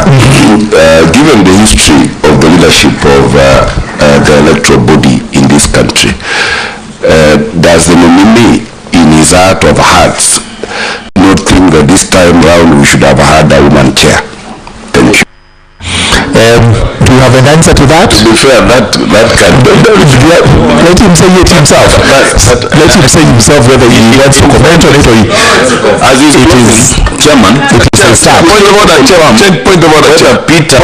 Point of order, Chair. Yes, I think I will allow... Will you confirm whether Peter, Purity and Kizito, who assisted him to apply, are South Africans or they are Kenyans? Yeah, of course they're Kenyans.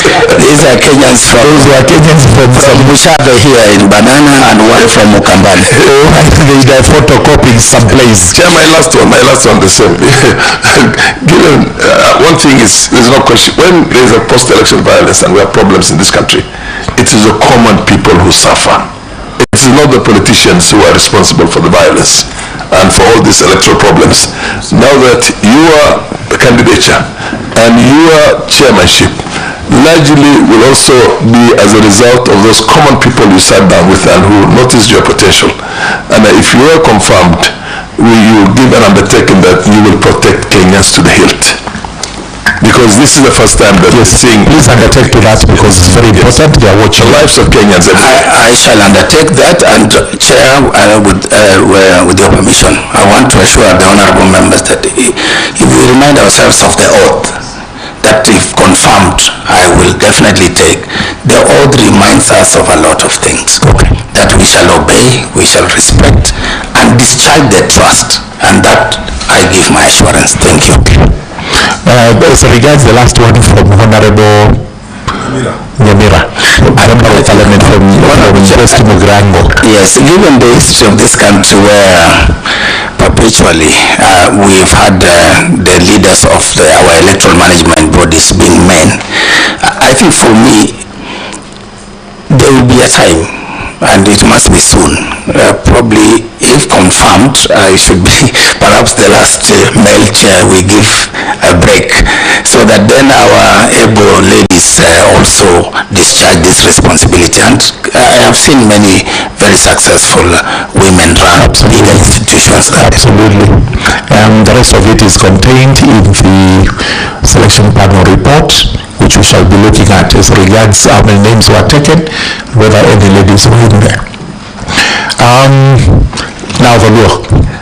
Can you have an next? All right. What we do is because there is an objection from Honorable Karemba. Yes. Because we do not understand what you're going to be saying. I invite. That's not the question, Chair. Let's be clear. I did not and I do not seek the nominee to speak in law.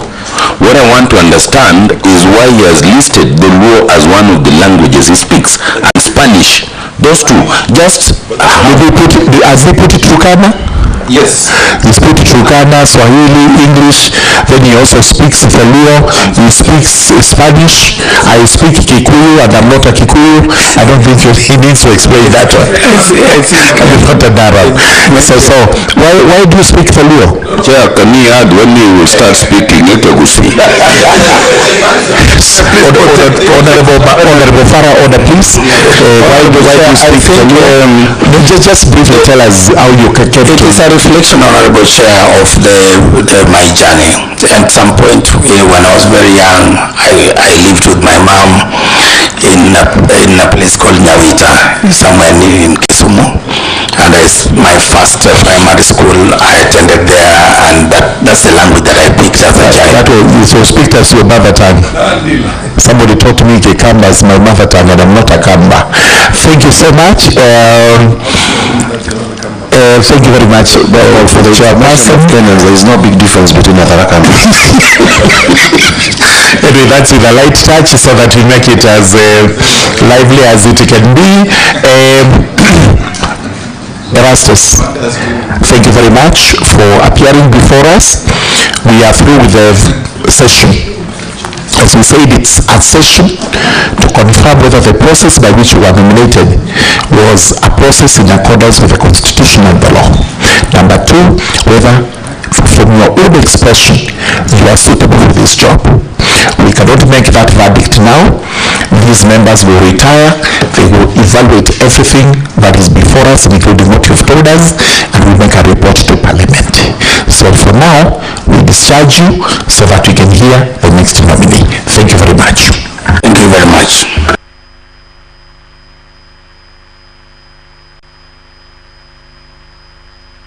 I return to him his original documents.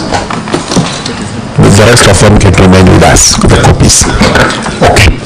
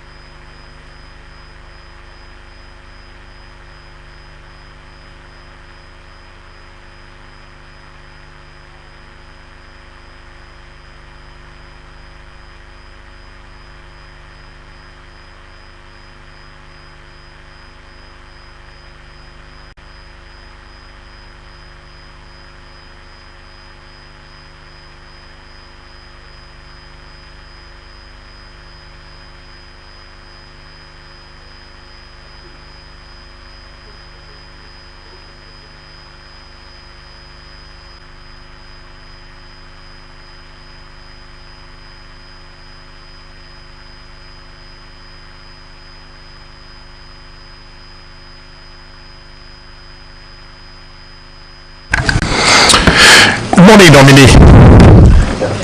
Good morning to you, Chairman. The presumption is that before us is Annie Nderitu. Yes. Nominated Commissioner for IEBC. Sure. Thank you. Welcome to Justice and Legal Affairs Committee. Thank you. We are going to go through the vetting process. This is not an examination. It's purely to confirm that the process by which you were nominated was due. And number two, that you're suitable for this position. So these are the members of the Justice and Legal Affairs Committee. We'll introduce ourselves to you. You introduce yourself afterwards. We shall give you 10 minutes. You tell us who you are. And then we'll ask you a few questions, just a few. I know we've interacted with you from your office, which you hold now, but that does not in any way hamper our ability to confirm your suitability for this particular office. Sure. So we will not be biased, and we shall not be discriminative against you. So those remarks, I introduce myself, George Kitonga Mrugara, Member of Parliament for Tharaka Constituency. I'm the Chairman, Justice and Legal Affairs Committee. Thank you, Mutuse, MP Kibwezi, Vice Chair.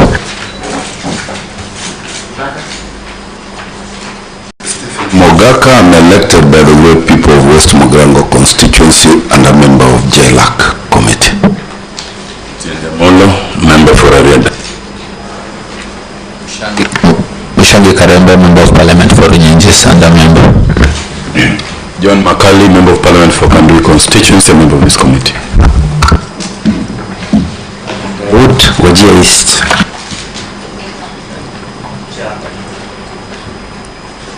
My name is Michael Mushira, MP of Jarok, and I can disclose that the nominee is my constituent, but of course I'm not conflicted.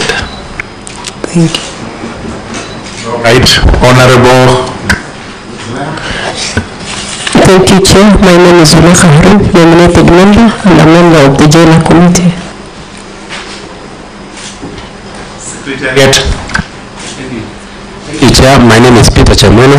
I'm Director at Departmental Committees, and on my left are members of staff who serve in the Departmental Committee on Justice and Legal Affairs, and they comprise committee clerks, legal counsel, research officers, and other administrative officers. Thank you. Thank you very much. That is sufficient for introduction. Ms. Nderitu. Yes, Chair. We will administer an oath upon you. You tell us which is your religion or we affirm you. Number two, you will give us after signing the oath, you will give us your original certificates. We confirm whether what you've given us as copies does tally with what you have. Number three, you sit down and give you maximum 10 minutes.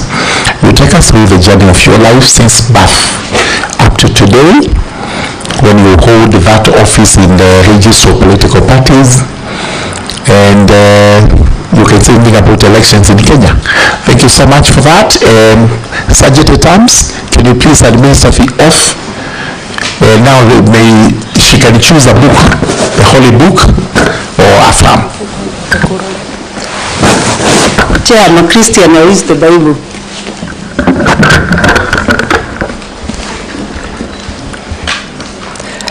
I, Anne Nderitu, do swear that the information I shall give before this committee on the matters under its consideration shall be truthful, the whole truth, and nothing but the truth.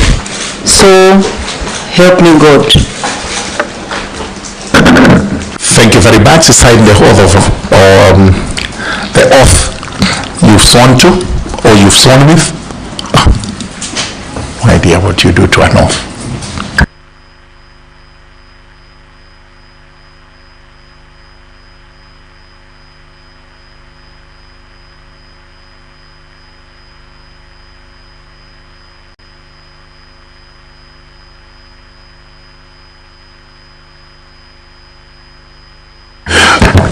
Thank you very much. You may now give out your original certificates if they are near. If they are not near, then the original certificates, they have already been issued, given out. Thank you very much. Very good. And certificates are given out, so you don't have to worry. Now, in less than 10 minutes, tell us who you are. Walk us through the journey of your life up to today in less than 10 minutes. Okay. Thank you, Chair, and thank you for the opportunity to appear in this honorable committee. My name is Ann Jerry Bonito. I was born and bred in Nyandarua County in a place called Rock, where the honorable member come from. And I went to school within Nyandarua County. And then after that, primary school, in a primary school called Welu Secondary. Then I went to Wajohi Girls. Then after that I went to Moi University to take a degree in education. I did a bachelor's of education, specifically in literature and English. After that, I started my teaching career in Muranga. I taught for about 2 years. Then after that, I applied to join education administration. Just be giving us names of these places where you know people are watching you. Yeah. And when you say you taught at Kahuya Girls or one of those great schools in Muranga, they feel extremely good. Tell us, in Muranga, where did you teach? I taught in a high school called Mutembei Secondary School in Marangwa constituency. After that, after teaching for 2 years, I applied for a job in the Ministry of Education to work now as in education administration. My reason for applying after those 2 years, I felt that I would do more contribution in leadership in education. And after the application, I was actually given a job as an inspector of schools. I started my inspection of schools journey from Jago House, which I posted to Kiambu County, the Raja Kiambu County then.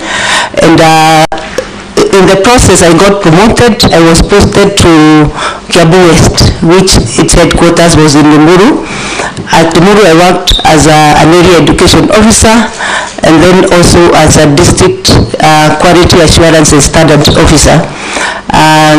Then within the district, within that particular year, I was also promoted again to become a district education officer, which I worked briefly in Limuru, and then I was later posted to Ukabani, Makwiny, specifically in Boni constituency, and Bubuni was the center where I went to start a new district. After working as a district education officer, maybe to bring where I am today, when I was working in Limuru as a district education officer and quality assurance, that is when 2007 post-election violence happened, and I had the responsibility of, together with other leaders in the district, we had the responsibility of settling the people who came from other areas where the violence had happened to centers within Limuru. One of the centers was called Kiradimo, and we had to start as the education, we had to start the centers for how to take care of the children. And I saw children who came without their mothers. Others did not know where their parents were or the siblings. I saw mothers who never knew where the children were. I saw people who really were desperate, others were wounded. I saw mothers also going through labor within the center and all that. And I think that is the first point it awakened me that there's something called elections, and elections can be managed, and it aroused my interest from that day. And I said, one day I was a young girl, and that day I said, one day I will run elections. And in 2009, I saw the advertisement of the IEBC then, which was the interim elections, and IEBC, Independent Electoral Commission. Yeah, that's when I threw in my application. Then I was a DO in Ukabani, and by God's grace, I got an opportunity to be hired by that particular institution. Then I worked there in the IEBC for the 2 years, and then we were later absorbed by IEBC when the IEBC was now formed. What were you hired as? I was hired as my first hiring at IEBC was manager partnerships. I was in charge of stakeholder engagement, resource mobilization, donor engagement, and generally special interest groups. So I worked there for about 5 years in that docket. Later, I also acted as the director of voter education and partnerships for also another 2 years. And later, after that, I went to head electoral training, now in the operations docket. So I also worked another 4 or so years in that particular training docket.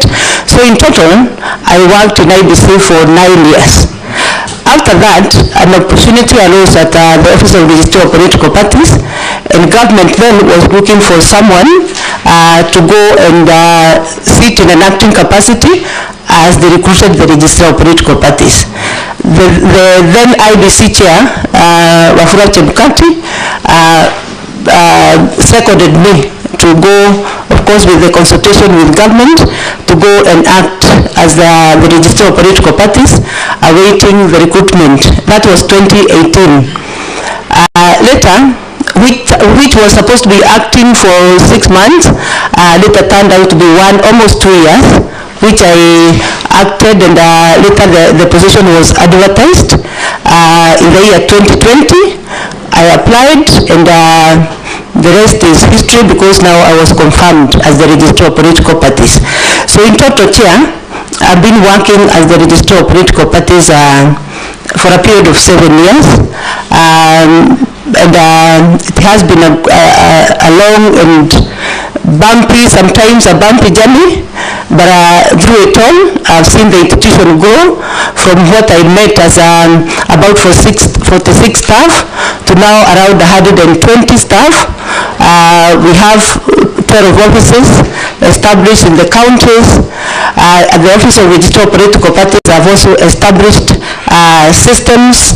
One of it is digitalization of all the processes, including membership recruitment and ensuring that Kenyans are recruited in parties they actually would want to belong. So one of the major issues was fixing systems and making the institution work. We have also had legal review and legal reform, and also at the OLPP, I'm also the accounting officer and the authorized officer. And Chair, I can report that for the last 6 years I've been at that docket. I've had clean audit reports, and clean I mean without qualified opinion. Of course, there are some issues that I usually come to respond to, as it is the practice, but at least we have had without qualified opinion. Chair, in terms of election capacity and what I've done at IEBC, I worked to develop the training manuals that are used up to date, more than 16 of them. I was leading a team that developed those training materials, and they are used up to date, and you can see the many of them. At OLPP, I've also developed similar training materials and information books and policies that allow the institution to run.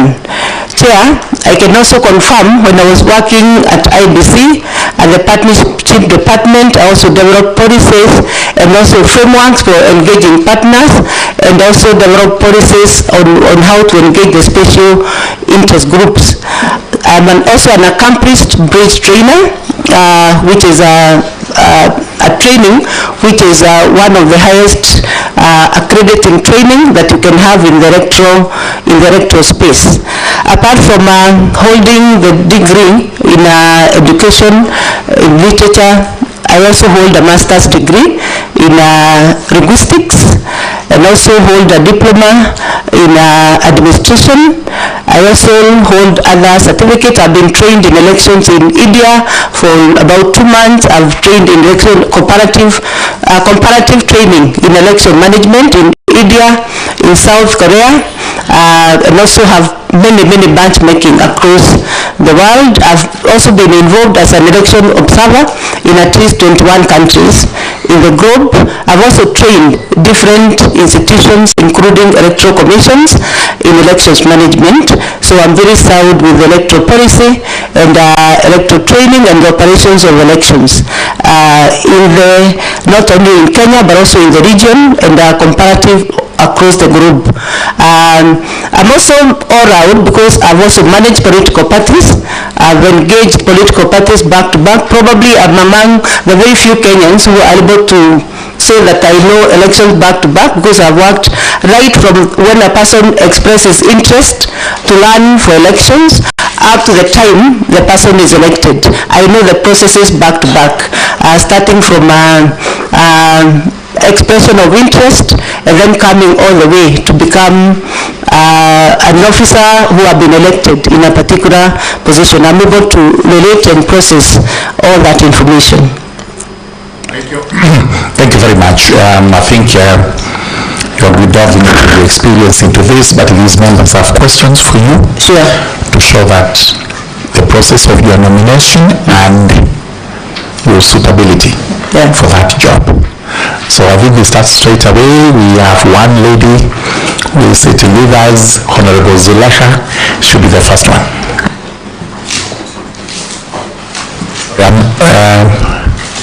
She's coming back.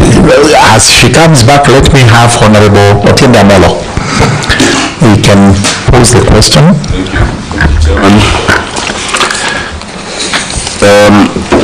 I'm ready to just 2 questions. Sure. We have received memoranda in objection to your nomination that you are currently serving as the registrar of political parties and therefore you are ineligible. The question is this: are you a state officer or a public officer? And secondly, how do you respond to that objection? The second very brief question is that we've seen in the past, we saw what was referred to before as a split screen. We saw a divided commission. In the event that you are to be approved, how would you assure us that we will not have a situation where we have a commission that is divided? Thank you. Right. Please make notes of the questions because you'll answer them at one go. Okay. And I will note the first question was on your appointment. Sure. Very good. Honorable Karemba Mushangi. Pose your question. One question, please. Thank you, Chair. Thank you, Chair. I take notice of a very good presentation by the nominee, and I saw somewhere in her very good. I saw somewhere in her submissions that she did something on facilitator for running to win 2027 agenda, and I am curious to know what is this? What is this mission? Is it is your application to be in the commission part of the wider strategy to running to win 2027 agenda? Could you shed light to? Thank you very much. Honorable Dawudi. Thank you, Chair. I was equally impressed with the nominee. She just served for 2 years after university, and she got to become an administrator in education. Sorry. Okay, so I was wondering, and then she joined IEBC later on, rose through the rank to become a director. After that, became the registrar of political parties, and if I quote her, she said she was seconded by the late Chair Chebukati, but with the approval of government.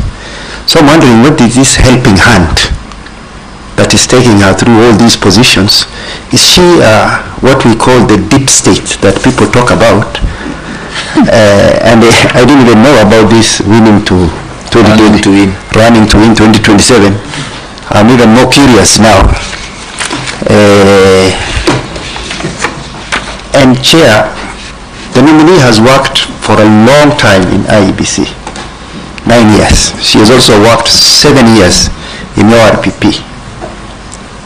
Shouldn't there be some cooling off time? Isn't she so knowledgeable about the inner workings of these institutions that, just like the former commissioners, she should not even be allowed to be a commissioner, because she needs to cool off. We give her some 5 years before she even applies for jobs like this. Thank you, Chair. Thank you very much, Honorable Dawood. Honorable Mushira. Thank you, Chairman.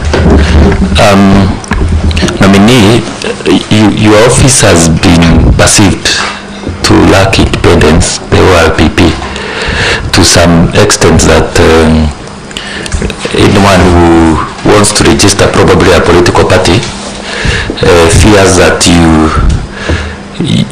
will be the block, that roadblock that you consult somewhere whether to approve or not.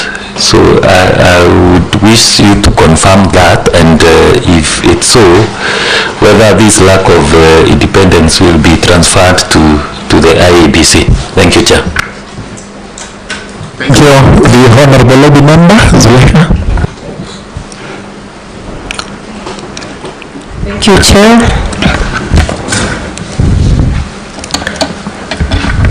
Congratulations, Anne, for the rich CV. Thank you. I understand you've served as a training manager at the IEBC. What is your view on establishing an electoral training institute within the Commission to provide continuous learning, career growth, and professional certification for the staffs within the Commission? On my other question,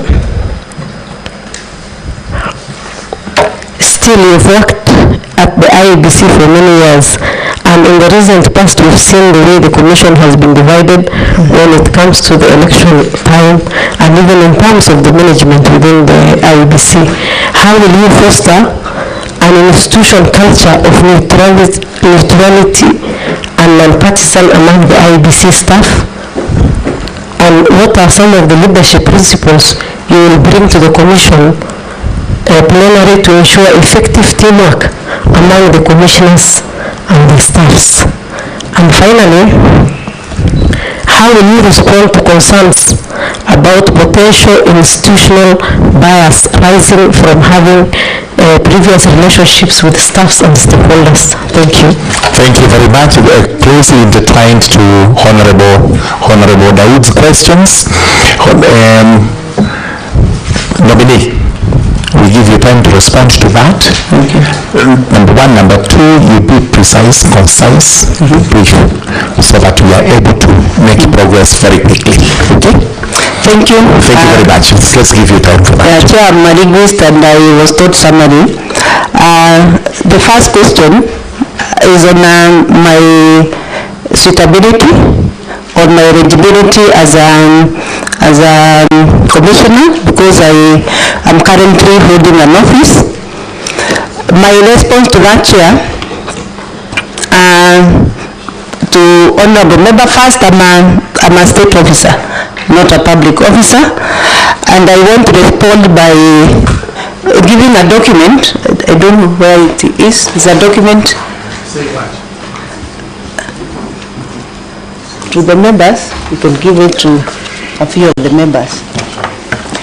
Please, just give me one copy. What document are you producing? A document just to respond to that last question. Where will you respond verbally? Allow me, please, Chair. Because I'm your candidate. Yes, yeah, but you know, it's not an examination, but, yeah, but tell us verbally what the document is all about in 2 sentences. Yeah. Then we shall read the rest of it. Yeah, as she gives, yes? When I was just about to apply for the commission, I was live to that particular provision that one of the eligibility that somebody cannot be appointed as a commissioner or as a commissioner if you are a state officer. But I want to say, number one, that the law talk about appointment, and therefore the whole of this process will actually finally end up in the appointment, which now, in the meantime, we are doing the process leading to appointment. But this particular document here, please a single minute, is from the National Assembly. You are saying you have not been appointed? Yes, I have not been appointed. Thank you very much. Move to the next question. And this document here will say why. Thank you so much. I think because I posed the question, I need a clear answer, and I think Kenyans need the clarity of the answer. Yes. Chair, please allow me, because that's the petition that has been given to this committee. Please, if you allow me just a few seconds, I could have. 2 seconds, bearing in mind my time constraints. I know. Right. There's a distinction between the two. That's what you're supposed to be drawing, actually. So I wanted to draw your attention to a ruling by the National Assembly Speaker on this matter.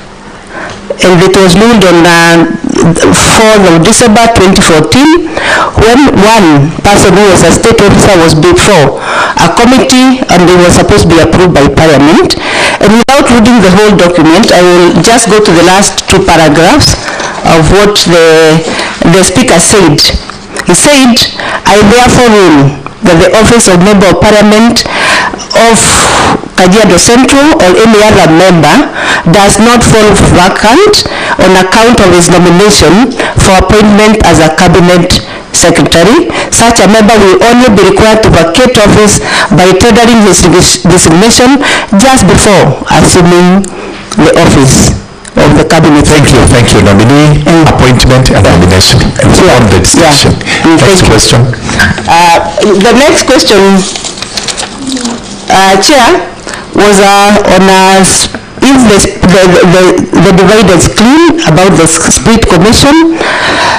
One, it is very important to do team building of a commission, and I want to submit one of the differences that usually come is if people come at different times, especially in an electoral commission.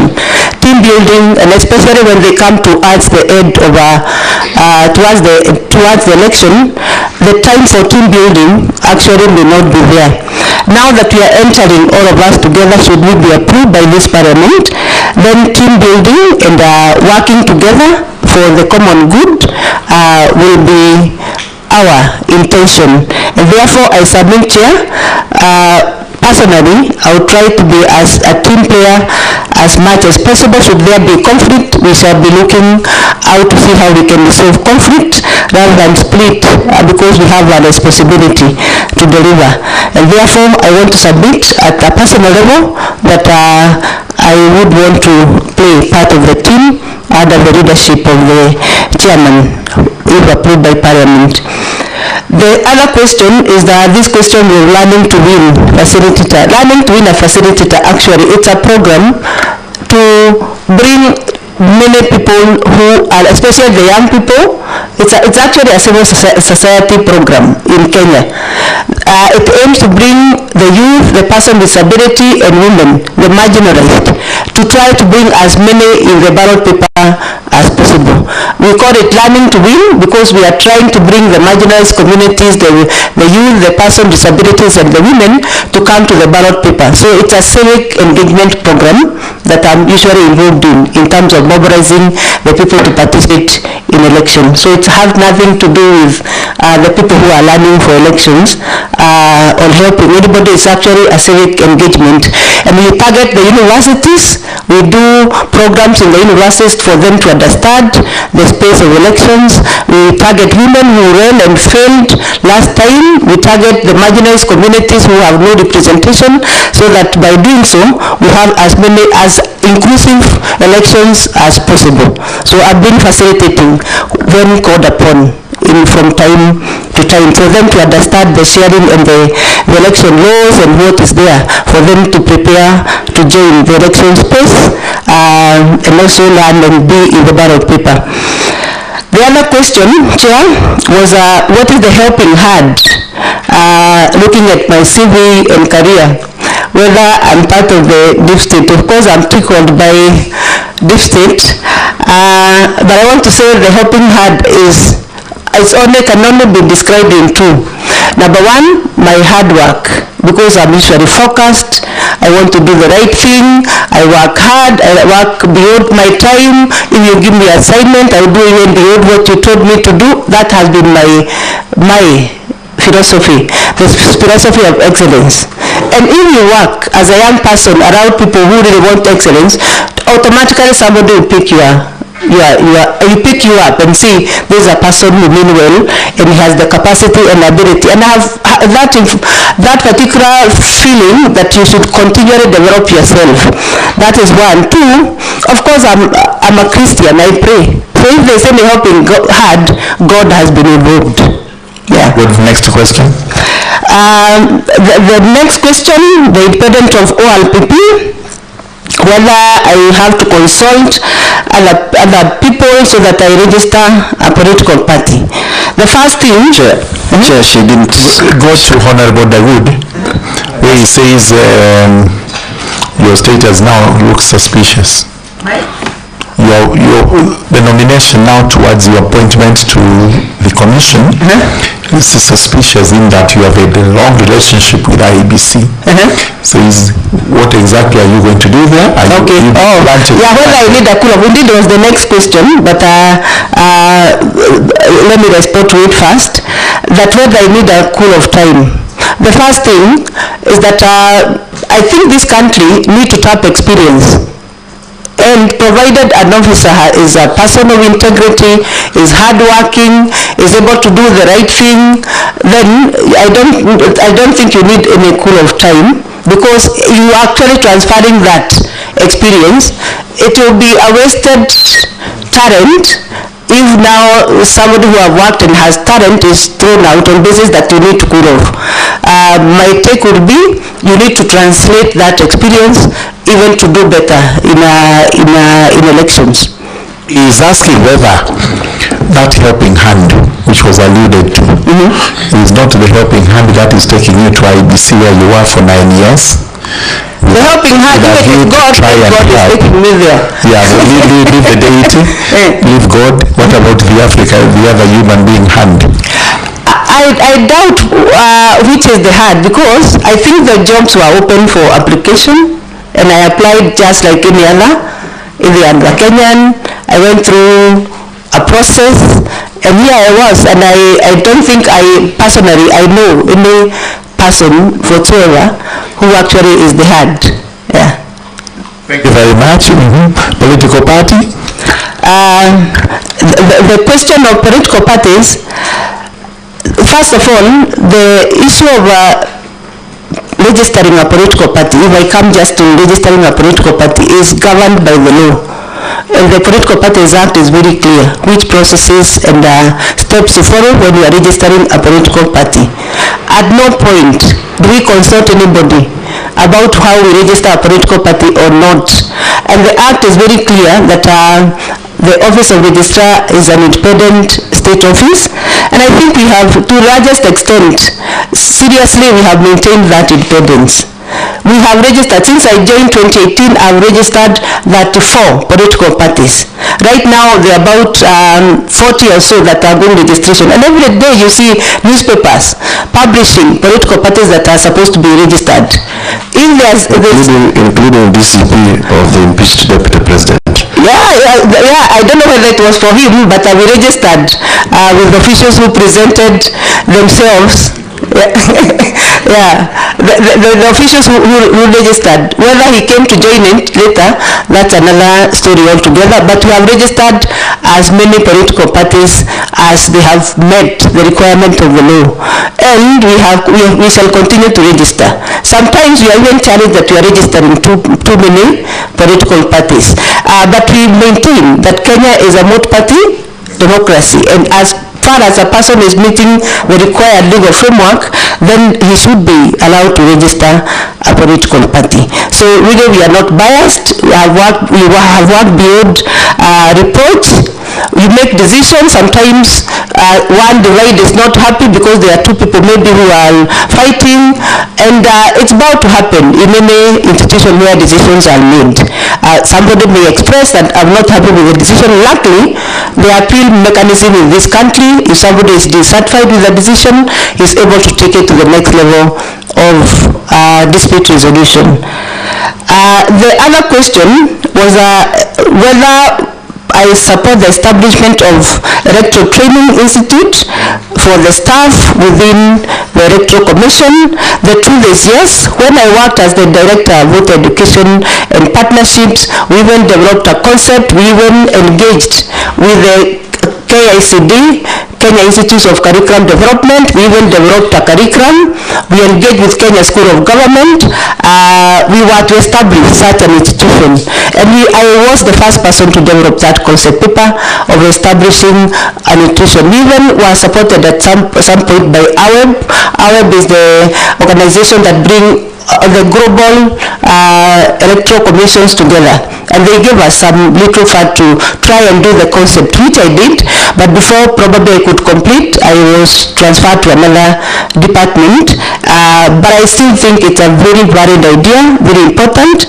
When I was the electoral training manager, I developed an online training where the presiding officers were supposed to be trained and do some exam to be marked by the trainers as a way of institutionalization training within the Electoral Commission, and I know up to date the Electoral Commission used that, so that the presiding officers are also taken through to do some kind of an examination, and then the trainers mark it so that we have the best trained electoral staff. The other question, Chair, is on neutrality of IEBC staff. What I want to confirm to this committee and of course to the nation, that IEBC has one of the very well trained electoral staff across the region. IEBC has invested very much in electoral training and training the staff. We have one of the best electoral staff that we can have in the region. But sometimes Kenyans do not appreciate that we have such resources. If we take even the simplest person in IEBC at the deputy returning officer level, and you take him abroad, he'll be able to train about elections because they are trained. Continuously training is done within IEBC. And IEBC staff are very committed. I work with them, I know them, they are very committed to do the right thing and to be neutral, but they need to be motivated, they need to be guided and protected from public attacks, because sometimes that is what diminishes the ability to want to do all that you can do. So one of the requests that I make to this committee, and of course the Parliament as a whole, is sometimes to try and caution the officers who are working in elections. It's a tedious job, it's very demanding, it demands your energy. Some of them even their health get compromised in the name of serving in elections, others get killed in the process, but sometimes the nation does not understand. And you see, this job has to be done by some Kenyans. So it is only good if we really stop attacking, especially the political class. Let's give IEBC staff the time to really work and do what is required. Because there's a commission, the commission is the political arm of that institution. It's better to engage with the commission at that level, should there be issues, instead of attacking directly the staff that are working in elections. By doing that, this neutrality which they already have, that one I can confirm because I worked with majority of them and they mean well for this country. This neutrality, they feel the motivation to keep working and feeling energized to really serve this mission in elections.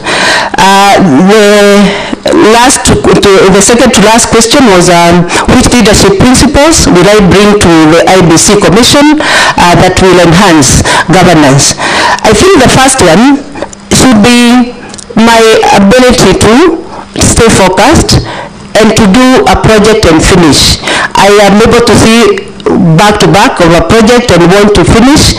I'm also a team player. And secondly, I also am very well talented in negotiation, in mentorship, and also be able to mediate in circumstances where the problems will arise. I'm also very calm as a personality. Rarely do I get worked up, which I think it's a quality that can help in elections. I'm able to stay resilient and work all the way towards achieving an objective. Thank you very much. You say you don't lose your cool easily. Not very easily, by the way. Telling us that's a virtue for commissioners. Yeah. And then there was the last question, Chair. Yes. Potential institution bias towards stakeholders. I think one of the issues that we must agree that there has been a problem, in spite of what we have done. One of the issues that we must fix as a country is access to election. And this specifically to engage all the stakeholders in elections. Sometimes, and I want to say because I was a member of staff in the commission, sometimes the commission tried to protect the staff too much out of the attack that there's no electoral access for everyone. So I think the part of it is actually to try and engage every stakeholders in time and give the right information without appearing to really be overprotective. And finally, it's very important that the stakeholder give honest opinion and the commission is able to respond to the issues raised without fear of contradiction. Yeah. Thank you. Thank you very much. Now we are looking at your academic papers. And in some of them you are named as Annie Jerry Simon. Yes. Others are Annie Jerry Nderitu. Yes. Is that the same person? Yeah, there's even an affidavit within the papers. So I sworn to say that this is one and the same person. Jerry Simon was my maiden name. Jerry Nderitu is my married name. Yeah, yeah. Thank you very much. Just answer these few questions. Yes or no? Honorable Farah, please. We are running out of time, eh? Just hold on, Honorable Farah. If you can kindly, hold on, please. All right, please, Moraka. Let's just do the routine questions and then we'll see what we are able to do. Okay, now, have you been convicted of any offense? No. No. Have you been named as having contravened Chapter 6 of the Constitution on ethics? No. Do you have any potential conflict of interest between what you're doing now and if you are confirmed as a nominee of IEBC, as a commissioner for IEBC? Do you see any potential conflict of interest, including now and in the future? Now I don't have any, but should there be any conflict arising, I will declare interest as guided by Article 75 of the Constitution. Have you done any pro bono works in the Republic of Kenya worth mentioning? Yes, that is out to help human beings. Yes, I participate in charity work, and especially through the church. I also do mentorship program for young people and young marriages. Yeah, through the church program. Yeah. Thank you. Yeah. Sorry. Thank you very much. Finally, you know IEBC is a sensitive office that you're going into if you are approved by this house, including what many people out there believe are lucrative contracts with the chicken, whatever it was called, all that put together. that would enrich you to the disadvantage of the work you've been employed to do, and also to the disadvantage of Kenyans. What is your net worth? My net worth as captured in the document is around 138 million. 138 million made up of? Made up of real estate, a few properties, made up of vehicles, made up of a few houses, some stocks, and also some investment in dairy farming. Dairy farming, all right. What is your source of income as we speak today? My source of income is first of all my salary and my allowances. I also have dividends that are coming from circles and stocks which come probably periodically on every year. I also have, I run also a small business in logistics and also farming. Right. Thank you so much, Ms. Angarito. For the sake of time and members, we agree in agreement that the questions are almost exhaustive and the responses are also almost exhaustive. We will release you and we will not give you a verdict today. We have to retreat and look at everything you've told us and what you submitted before us. Then we do a report, submit it to the House, and the House will make a decision as to whether you are suitable or not suitable to sit as a commissioner of IEBC. So for now, we thank you very much and we release you so that we can meet the next candidate. Thank you.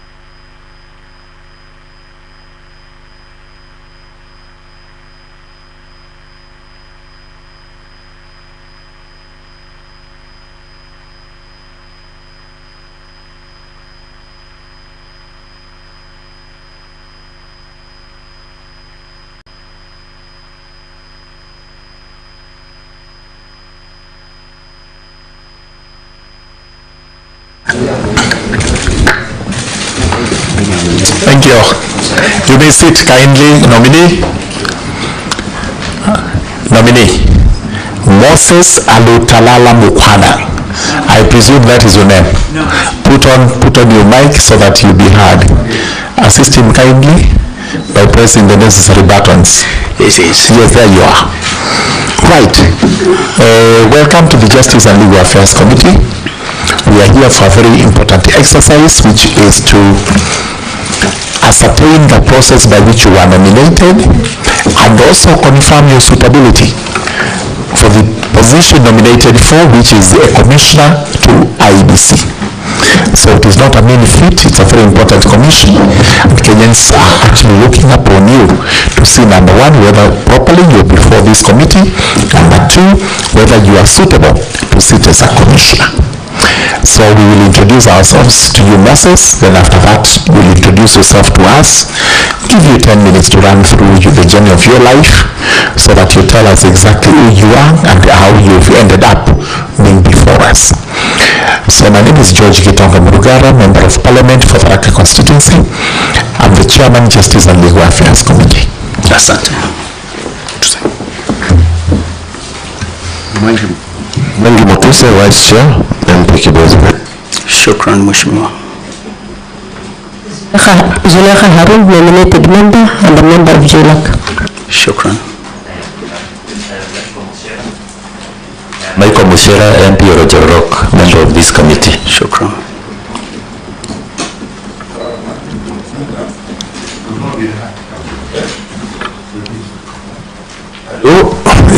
Farah Malim, Member of Parliament for the DAP, I'm sure the committee. Shukran, Mheshimiwa. Aaron Dawood, Wajir East. Asante. Makali, Member of Parliament, Kandui Constituency, Bungoma County. Shukran. Shukran. My name is Mushangi Karemba, Member of Parliament for Runyenjes Constituency, and also member of this committee. Utiende Amondo, Member for Areda.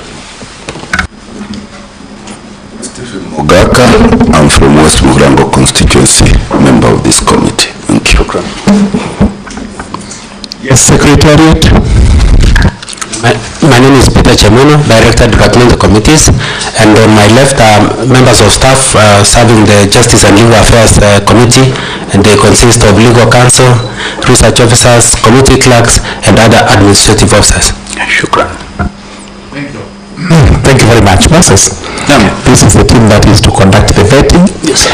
We now request you to give to us the originals of your certificates, documents, whatever you brought. We have to confirm that the copies that you tendered to us are matched with the original certificates.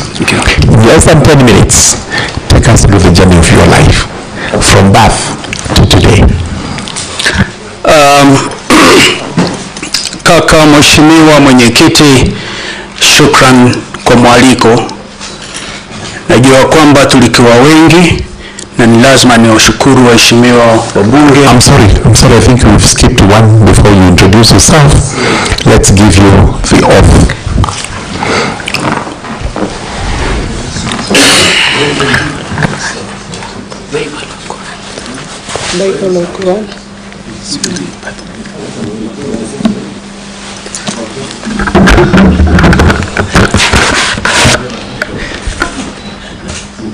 I, Moses Alutalala Mukhwana, do swear that the information you shall give before this committee on the matter under its consideration shall be the truth, the whole truth, and nothing but the truth. So help me God.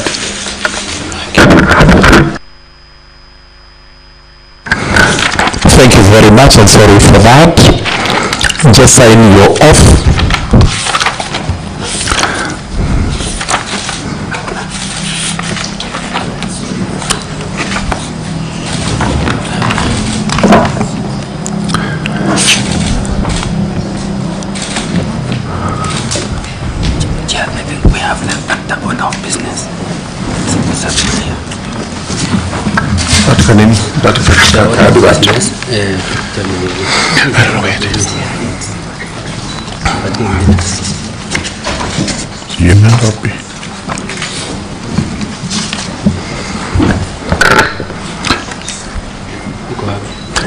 Thank you very much, Moses Alutalala Mukhwana.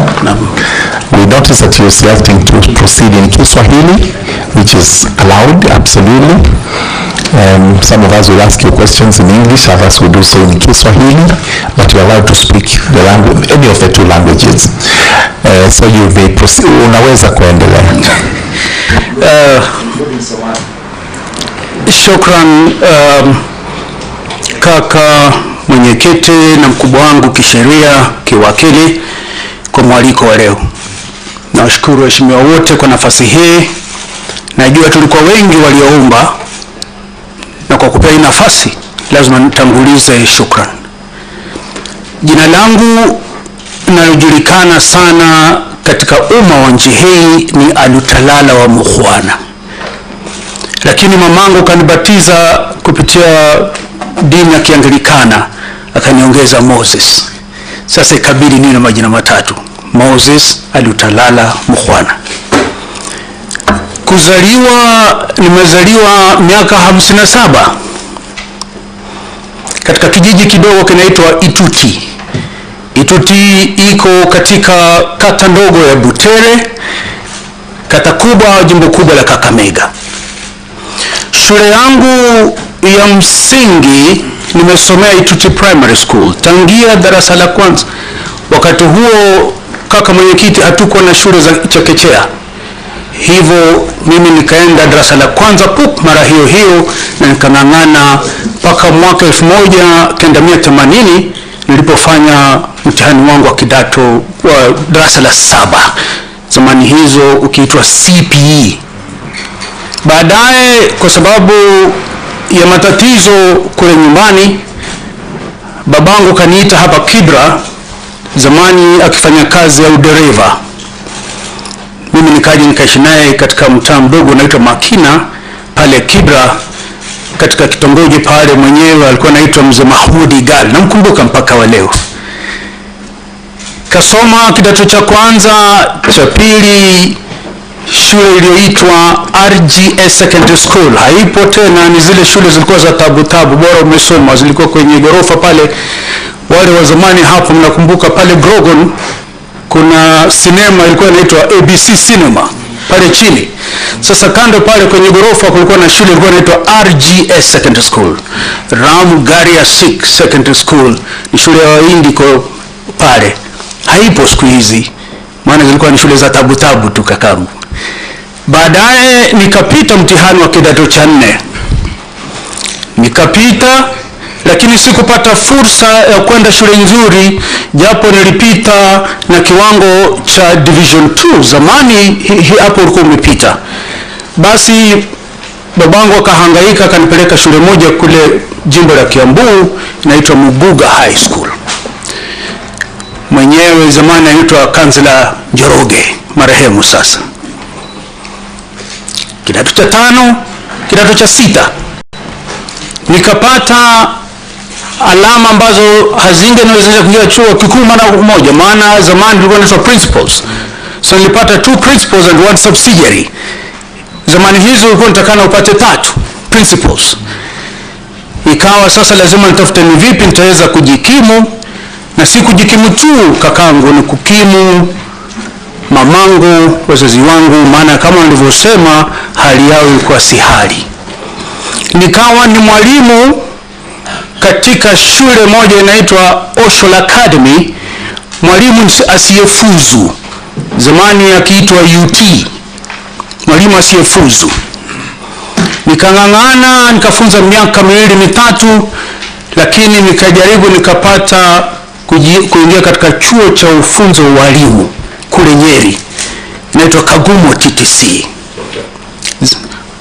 Mkubwa wa chuo hiko zamani akiitwa Reverend Paul Kagume, marehemu leo. Nilipomaliza nikatumwa kule Kisii, shule moja yaitwa Mokomoni SDA kule Bomachoge. Huko ndiko nilifanya kazi mwaka mmoja, lakini Mola akanijalia. That is not in Nyamira, Mokomoni in Nyamira, so don't look at me, that one is in Kisii County. Tuendelee. Nikamaliza mwaka mmoja tu na nikafaulu kuitwa tena Ocean Academy, maana mara ya mwanzo wakubwa wangu walikuwa wamefurahia kazi yangu japo nilikuwa sijafuzu, wakaniita tena. Sasa nikawa mimi ni mwenye kuwa nimefuzu, nikafunza somo la historia, somo la lugha na michezo. Na pia nikajaliwa nikawa ni mkuu wa kitengo cha nidhamu, head of discipline. Nimefanya huko kazi zaidi ya miaka 10, karibu miaka 10 kama sijakosea. Lakini mheshimiwa, nilikuwa na wasiwasi, maana nilikuwa naona wenzangu ambao wako na shahada wanapata mshahara mkubwa, mimi ambaye nilikuwa na diploma tu nilikuwa napata mshahara mdogo. Na isitoshe nikaona nikiendelea hivyo sitoweza kuwakimu mwanangu. Mwishowe nikajiandikisha katika chuo kikuu cha Nairobi pale Parklands. Nikaanza kuwa ni mwenye kusoma. Mimi nilikuwa mwanzo ile ilikuwa inaitwa self-sponsored students 1999. Nikajiunga sasa kusomea kazi ya wanasheria. Nalipia wanangu karo mchana, najilipia mwenyewe, na usiku naenda kusoma. Kwa sababu ya matatizo hayo ikanichukua muda mrefu, lakini Mungu ni mkubwa, nikamaliza, nikawa nimefuzu, nikaenda Kenya School of Law, nikapata diploma, postgraduate diploma, na nikawa ni mwenye sasa kuwa wakili kamili. Kwa hivyo miaka yangu mingi nimefunza. Baada ya hapo nikajiunga na chuo kikuu cha Uswizi, nikawa nafanya masters katika business administration, nikajaliwa nikafanya doctorate katika global business management, na ikawa sasa nafunza kama mhadhiri wa sheria. Lakini pendo langu kubwa na uwakili. Kwa hivyo kazi ninayofanya leo na kazi ya uwakili, na ndio maana mara nyingi tumekutana mahakamani tukilumbana kisheria. Naomba nifikie hapo, kaka mwenyekiti. Very good. Thank you so much. I think that is elaborate in the case Swahili. We will now open the floor, and unfortunately we have to ask you questions in English, and a few of us are going to ask, not all of us, because the questions may be cross-cutting. But two questions from me. Number one, what experience do you have in the field of electoral processes which makes you suitable to sit as a commissioner of IEBC? What is it that you would point out to be outstanding to make you qualify for that position? Number two, there are mamas out there that in fact you've been an outstanding lawyer for the party known as ANC. I think it doesn't exist anymore. You folded up and you joined merged with another party, and now you are a new entity. And having been such an outstanding advocate for that party, you've now been sent to gatekeep for the party in the IEBC for them, so that nothing goes wrong. What is your response to that concern from citizens that you are going to be a gatekeeper for your party because you are an advocate for that party for a long time? Thank you. Honorable Vice Chair. Honorable Mogata. Thank you, Chair. Chair, and must declare that the advocate is known to me, but I will not be conflicted in any manner. Two, one clarification first. In the oral presentation, the nominee says he studied law between 1999 and 2003, but the submitted records show 1998 to 2003. For Hansard, may he confirm which is correct. Number two, in his call of duty, he appears to have been a member of a presidential task force of some form. Which presidency was that, Chair? And concomitant with that, he declares that he is a member of UDA party. And my question is, if UDA party were to contest or present a candidate in the 2027 election and UDA won, does the nominee think that Kenyans will accept those results and not deem him to be a player as well as a referee at the same time? And then very finally, and this is off record, why is he working to be in the commission and not on the ballot? Thank you. Thank you. That's a good one to be. The next person is Honorable Makali. Thank you. Honorable Makali. Oh, Honorable Makali. Okay, Chair. Thank you, Chair.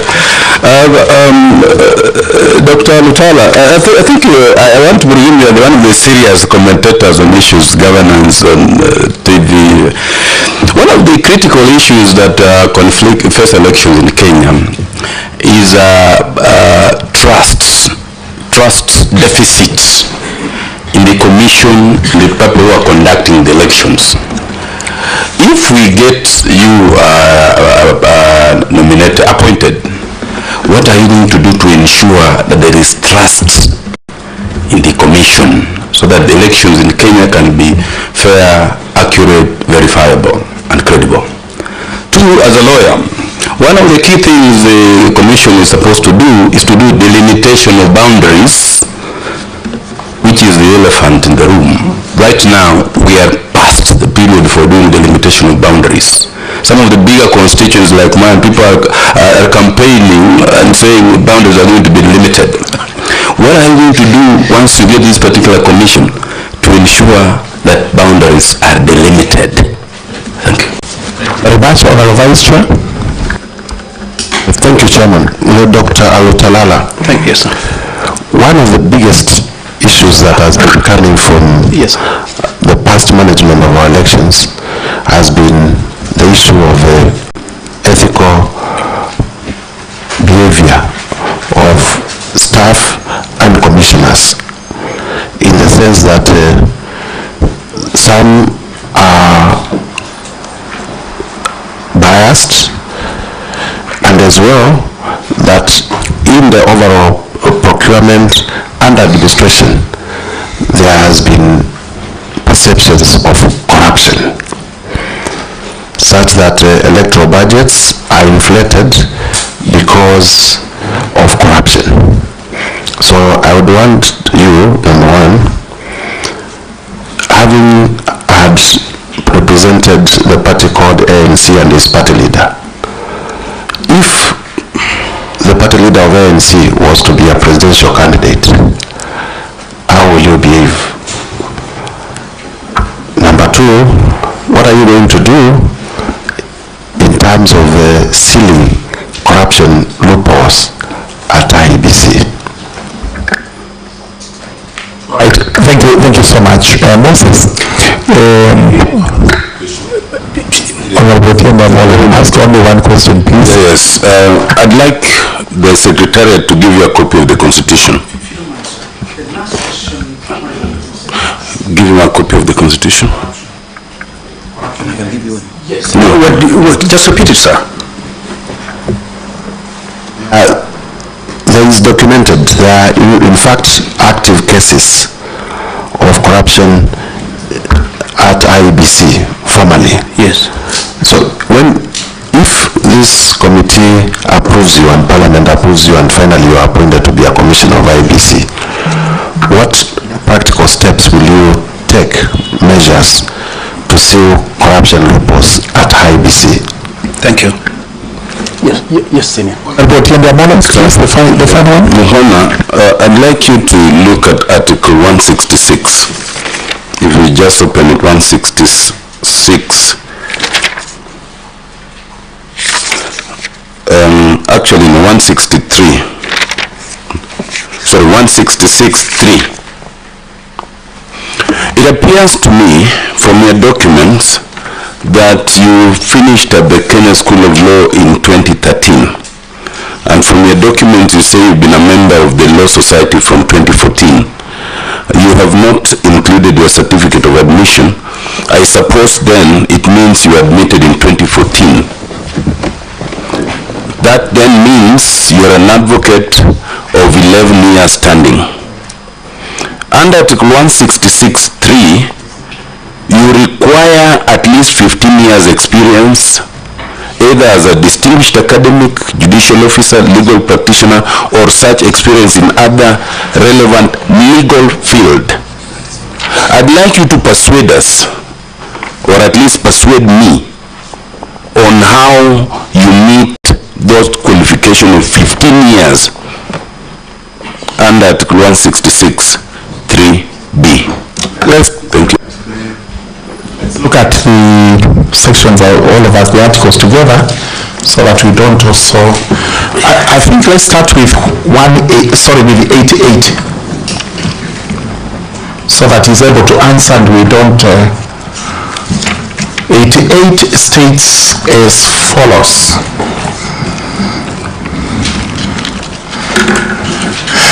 For for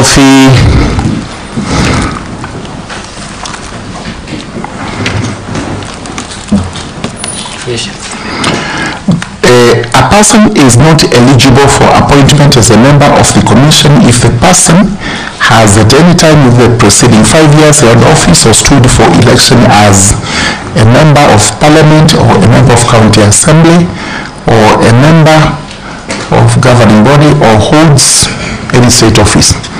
A member of the commission shall not hold office, public office.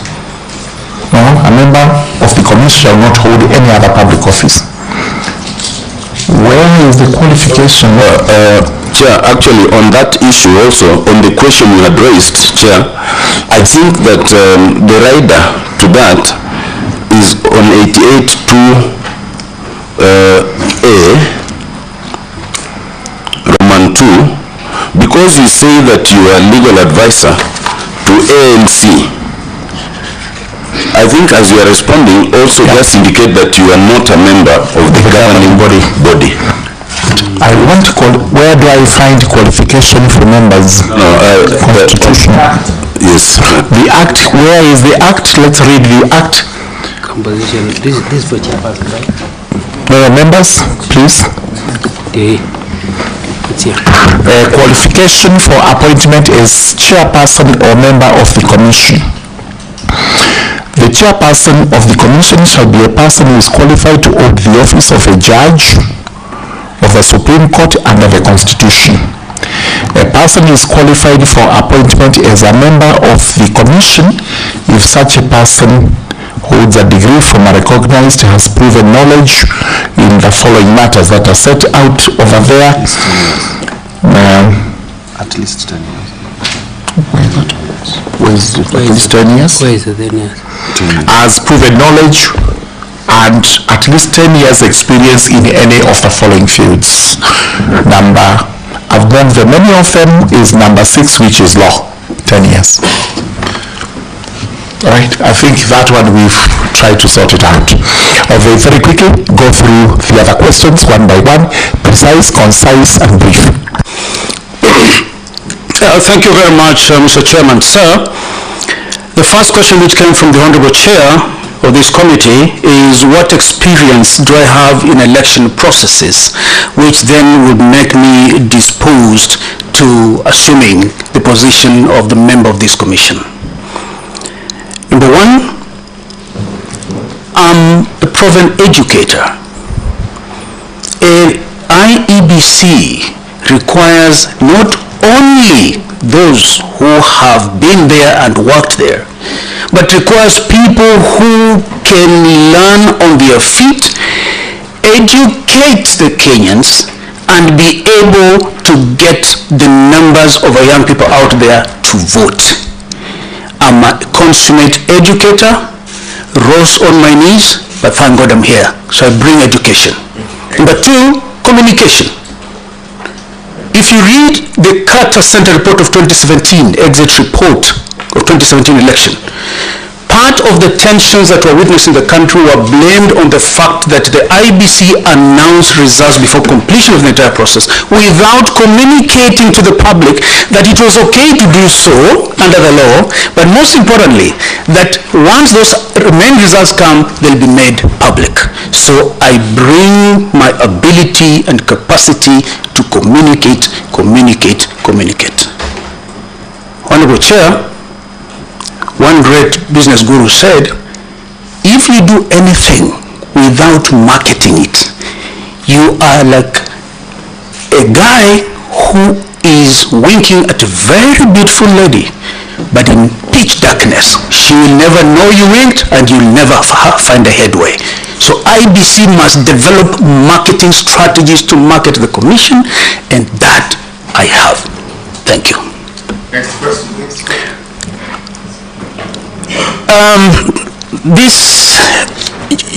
The next question again was from the Chair, Honorable Chair. Thanks for the good remarks that have been an outstanding advocate for the ANC party, and therefore there are insinuations that have been brought here to gatekeep. And I'll tie that with what my learned senior has alluded to, whether my presence in ANC has anything that would bar me from this position. Far from it. I was the lawyer for ANC in my capacity as a professional lawyer and a consultant. I still appear for ANC until when it wound up the other day. I was placed in charge of the winding up process because I am the consultant to the party. I'm not a member of the organ of ANC party, which in any event, it is now defunct and it's not an issue at the moment. I thank you. Honorable Chair, even animals in the jungle will tell you that one time they had an interaction with this other animal and this other animal. It is unusual that you'll have a nominee here who has never met anyone in the political field, never known anyone, and therefore he has just fallen from mass. My association with the ANC party has been part of my mentorship as a lawyer. They gave me an opportunity to practice law as their consultant, and that is what I did. I do not think that it should be very fair for that to be used against me, because again, Chair, I've learned that even those who say you not do a good job, when they come this side, others will say the same thing.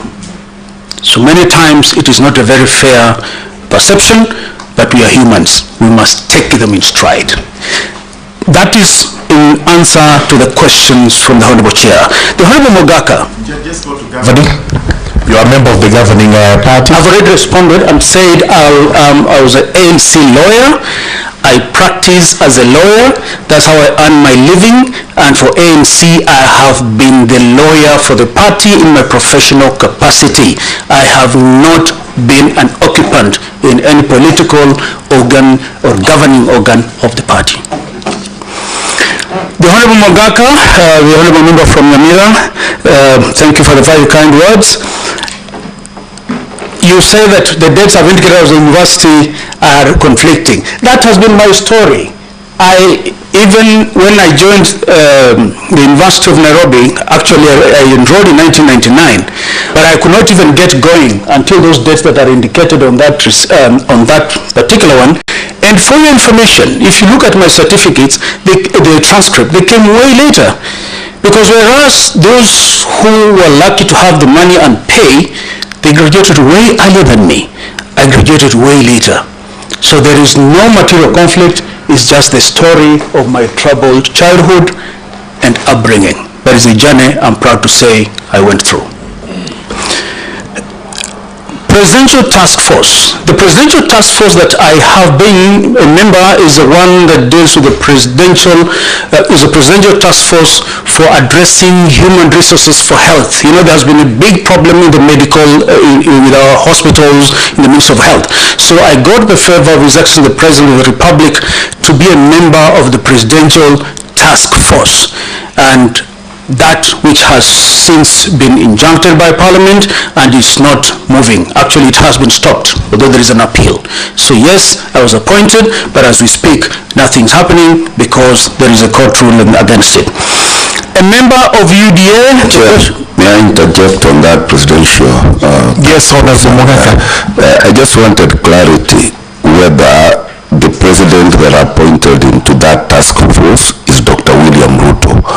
And therefore, in the event Dr. William Ruto is a candidate in a presidential or any other election, will he be conflicted, or will Kenyans trust is referring from IEBC? Because that is the material thing. Thank you. Very good. Confirm to that. The president... When it was? The president saw something useful that I could add to the nation. I don't think he chose me so that if he stands for election. Which president? Uhuru Kenyatta. His Excellency the President Dr. William Samoei Ruto, the current President of the Republic, saw something useful in my capacity and appointed me to be a member of that presidential task force. I do not think that where he sits, with profound respect, he expects that if I get this job, I will not work in accord with the dictates of the Constitution and the law just because he gave me a job. From where I sit, I've done a good job there, I'll do a good job there. If I had done a bad job at the ANC party, as I've mentioned, I'm sure not have landed at the task force, because people always get these referrals. Even Jesus Christ in the Bible asked his disciples for feedback, and he asked, who the people say I am? So without a good feedback, nobody will touch you. But the fact that somebody has touched you, he has been graceful to give you a job, does not mean that now when you get this other job, you will therefore not do the job correctly because you benefited from his favor. That is stretching generosity a bit too far. May I kindly go to the next questions? The Honorable Mogaka had said, what if UDA fields a presidential candidate and then wins? Will Kenyans believe the result just because I have benefited from His Excellency the President's appointment? First of all, belonging to a party and exercising political rights is a constitutional right under Article 38. So whoever comes here then has exercised that right. You either belong to Jubilee Party, you belong to ODM, you belong to UDA or any other party. But the important thing is that now if God gives these honorable members the grace to recommend that I get the job, what is my standing as far as the political party is concerned, and how does that impact my performance as a commissioner? That is the question we're talking about. And from where I sit, I'll do the work because that is why I will have been given that work. Honorable Mogaka, you say why join the commission, not politics, not the ballot? I'm not sure where that came from. I didn't see it coming. Mwenyezi Mungu ni Mwenyezi Mungu wa majira, na maisha ya binadamu huenda kwa majira yake. Majira ya sasa ni kwamba naomba kazi, nikijaliwa nipewe, hii ndio utashukuru. Kama Mwenyezi Mungu atanipa ruksa wakati mwingine kwamba niingie sasa hili ni lake Mola, si langu. Lakini asante kwa maono mazuri. Yeah, he is just perceived. He's listened to you, examined you, and eventually is concluded possibly should be running for an elective position and not going for IEBC commission. That's where he wanted you to confirm really where do you fit best. For now I'm looking for this job, and I request your favor. The Honorable Makali, my senior brother in legal practice from Kandui, Muskoma Primary School, you see there is a trust deficit. Kwamba Wakenya hawaamini IEBC. Si kwamba Kenya hawaamini IEBC, ni kwamba Wakenya hawaaminiani wenyewe kwa wenyewe. Zamani babangu walikuwa wananionya, zamani walikuwa naambiwa chungeni wanyama wa mwitu ukitembea barabarani, watawakula.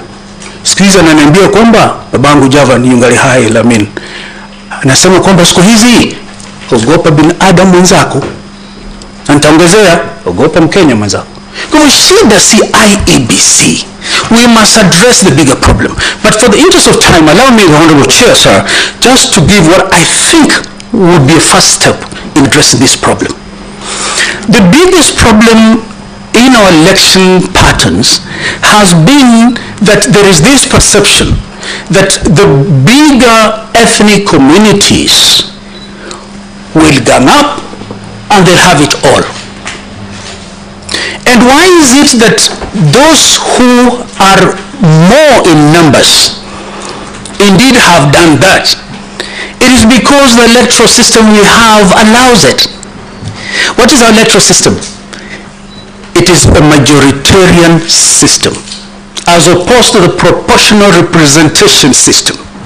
A majoritarian system simply says, Waswahili watasema wengi wape, usipowapa watachukua kwa wingi wa mikono yao. That is what the majoritarian system says. So in Kenya, as long as you know that in our place our mothers have worked very hard and therefore we are many, and you look at the other side where mothers have also done a good job and they are many, you don't care about the other smaller ones. And why should you? Because you just need 50 and then you add 1. So if I can go to one region and get 30% of the population, just by going to the leaders of that region, and go to another and get 20.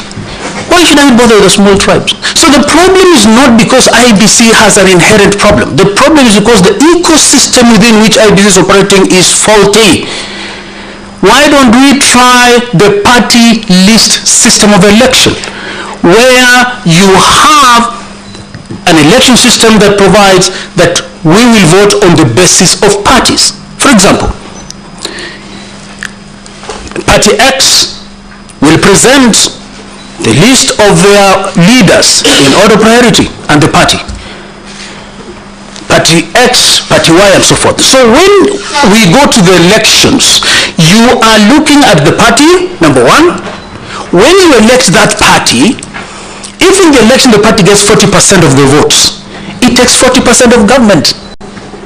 If another party gets 20%, it takes 20% of government. Therefore, this mad rush for numbers in particular communities will dissipate. Number two, because there is a list of the leaders of Party X, we will solve the problem of the gender parity that we're struggling with. We are unable to solve it. Because the citizen will look at the party which has complied with the two-third gender rule, PWD, marginalized, and even know who will become the minister if that party wins. That way also, you are sure that by casting your vote, you are casting to the right party. The majoritarian system... It's a good proposal. Yes. And for purposes, you are aware that will require a constitutional amendment. Yes. Because the question, this issue of trust deficit has been an anathema in this country, and I wasn't following what others have been asked, but I guess they also must have been asked trust deficit. So there are many angles to the trust deficit. What I'm proposing is just one way of looking at it, but there are many others. Okay, we also have not behaved well as Kenyans. It is possible that things have not been right at one time, but it is not a question you can answer in one straight answer in this kind of session, Honorable Makali. So in your view, is the ecosystem which... Correct. Okay. It is the political ecosystem that we have to reconfigure. So Chair, sorry, then if you become a commissioner, there's nothing you can do about it. Honorable Dawood, every great thing has happened in life has begun by talking. By talking, by presenting these views, I'm encouraging a discussion around it. This will not be for IEBC. This is a national conversation that we would like one time somebody would run with it. It is not that I'll do nothing. Of course, as an IEBC commissioner, you can only recommend. That's why you have been put there. Look at the flash points. Give recommendations to parliamentarians because they are the ones who represent the people of Kenya. IEBC is a state organ. But the people who represent the citizens and the vote of this country are these ladies and gentlemen here, who will then be tasked with this conversation. Thank you. Is that the last question? Yeah, this is, this was from the Honorable Makali. There's the Honorable Mutuse.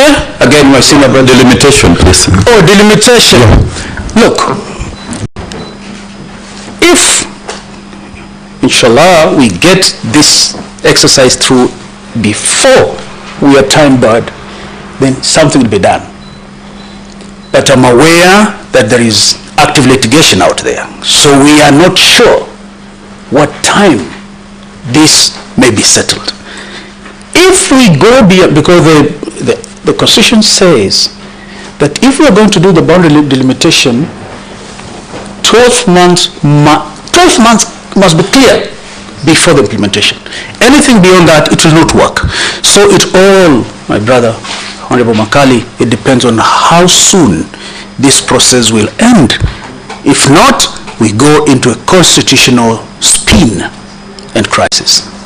Right. Thank you very much. Is there any other question? Yes, Honorable Makali, thank you. Honorable Mutuse. Honorable Mutuse, the IEBC staff commissioners have been accused of bias.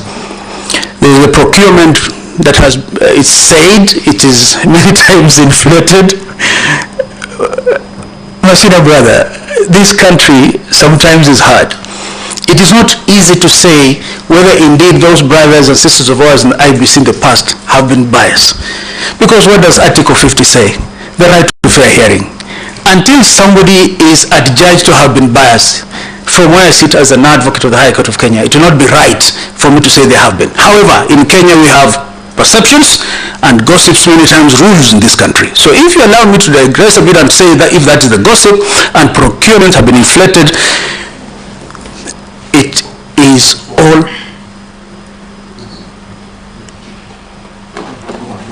all about the human nature.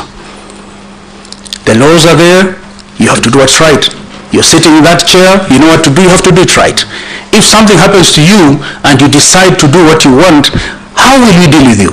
It is the law that will deal with you. And that is why some sages have said that sometimes there are no more devils in hell. They're all here. And one would be tempted to think they're all in Kenya. Because if you have the rules in front of you, that are the procurement rules, the best you can do is to go by them, and if you have a problem going by them, refer to the appointing authority. But I know that there have been problems, and some of them are human problems, some of them are ecosystem problems, like I've said to my brother, Honorable Makali. What if the leader of ANC, we do not have ANC now, but what if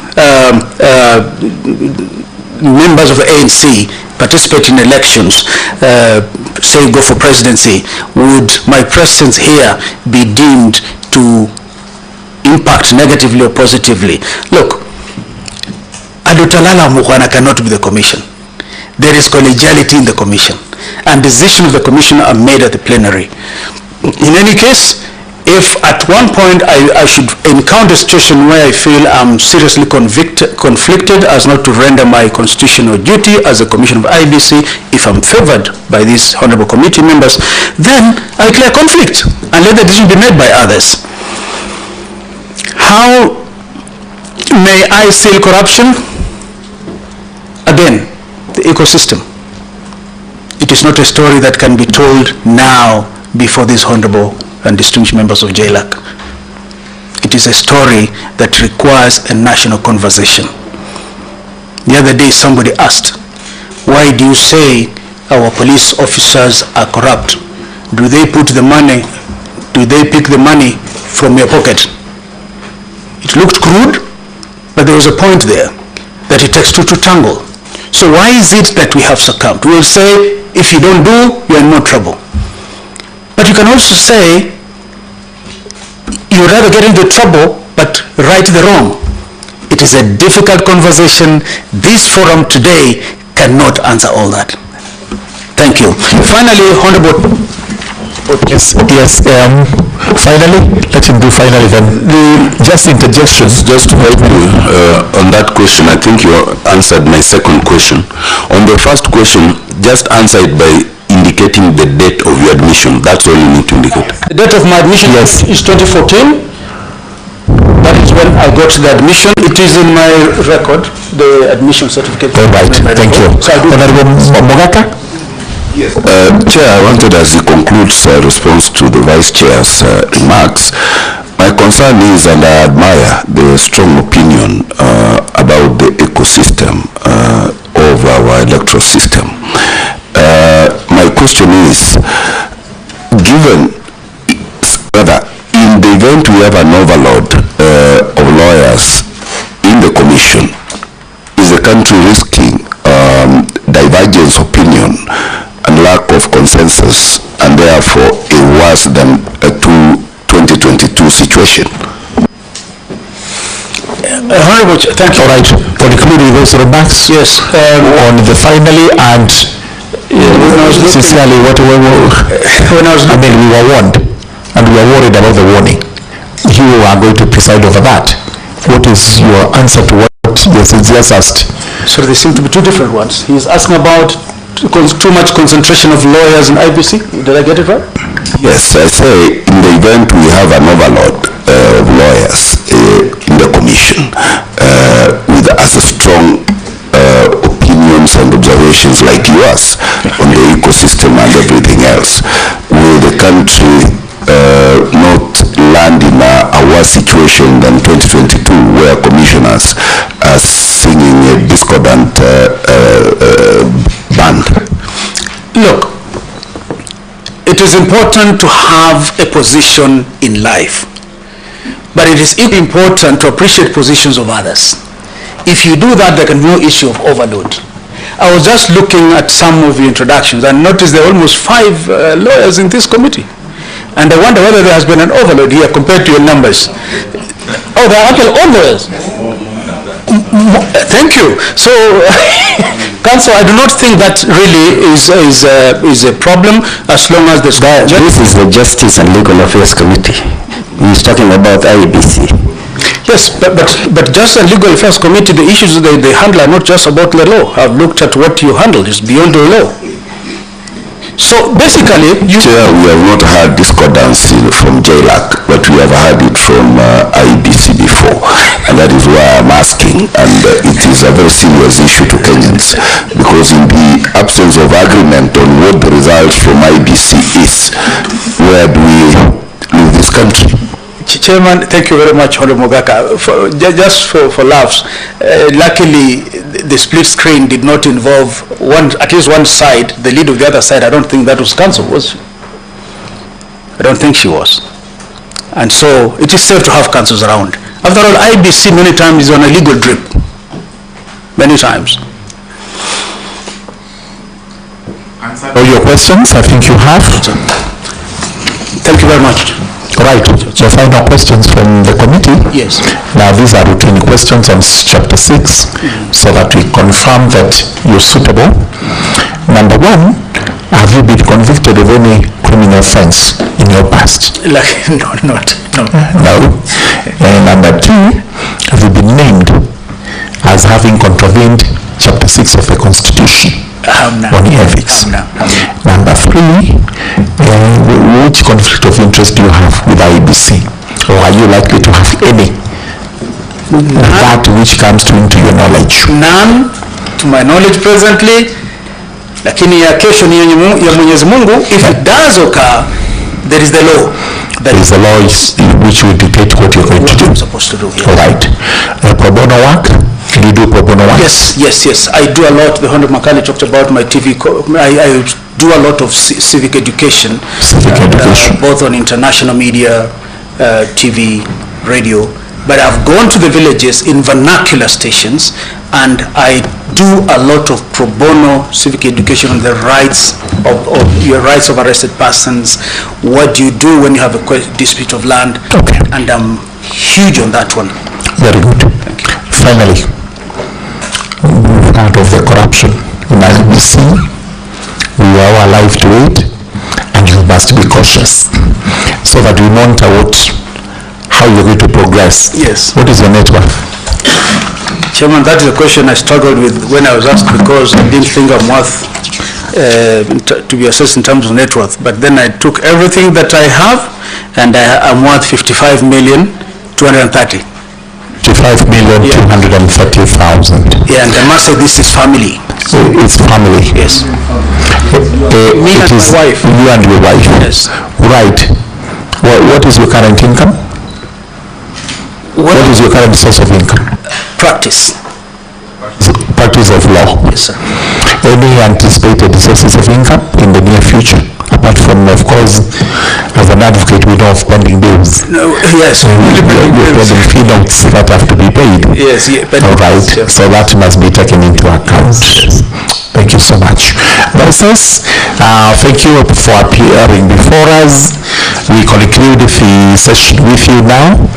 Release you to go. You get your original documents back. We aren't giving you our verdict now, as you know.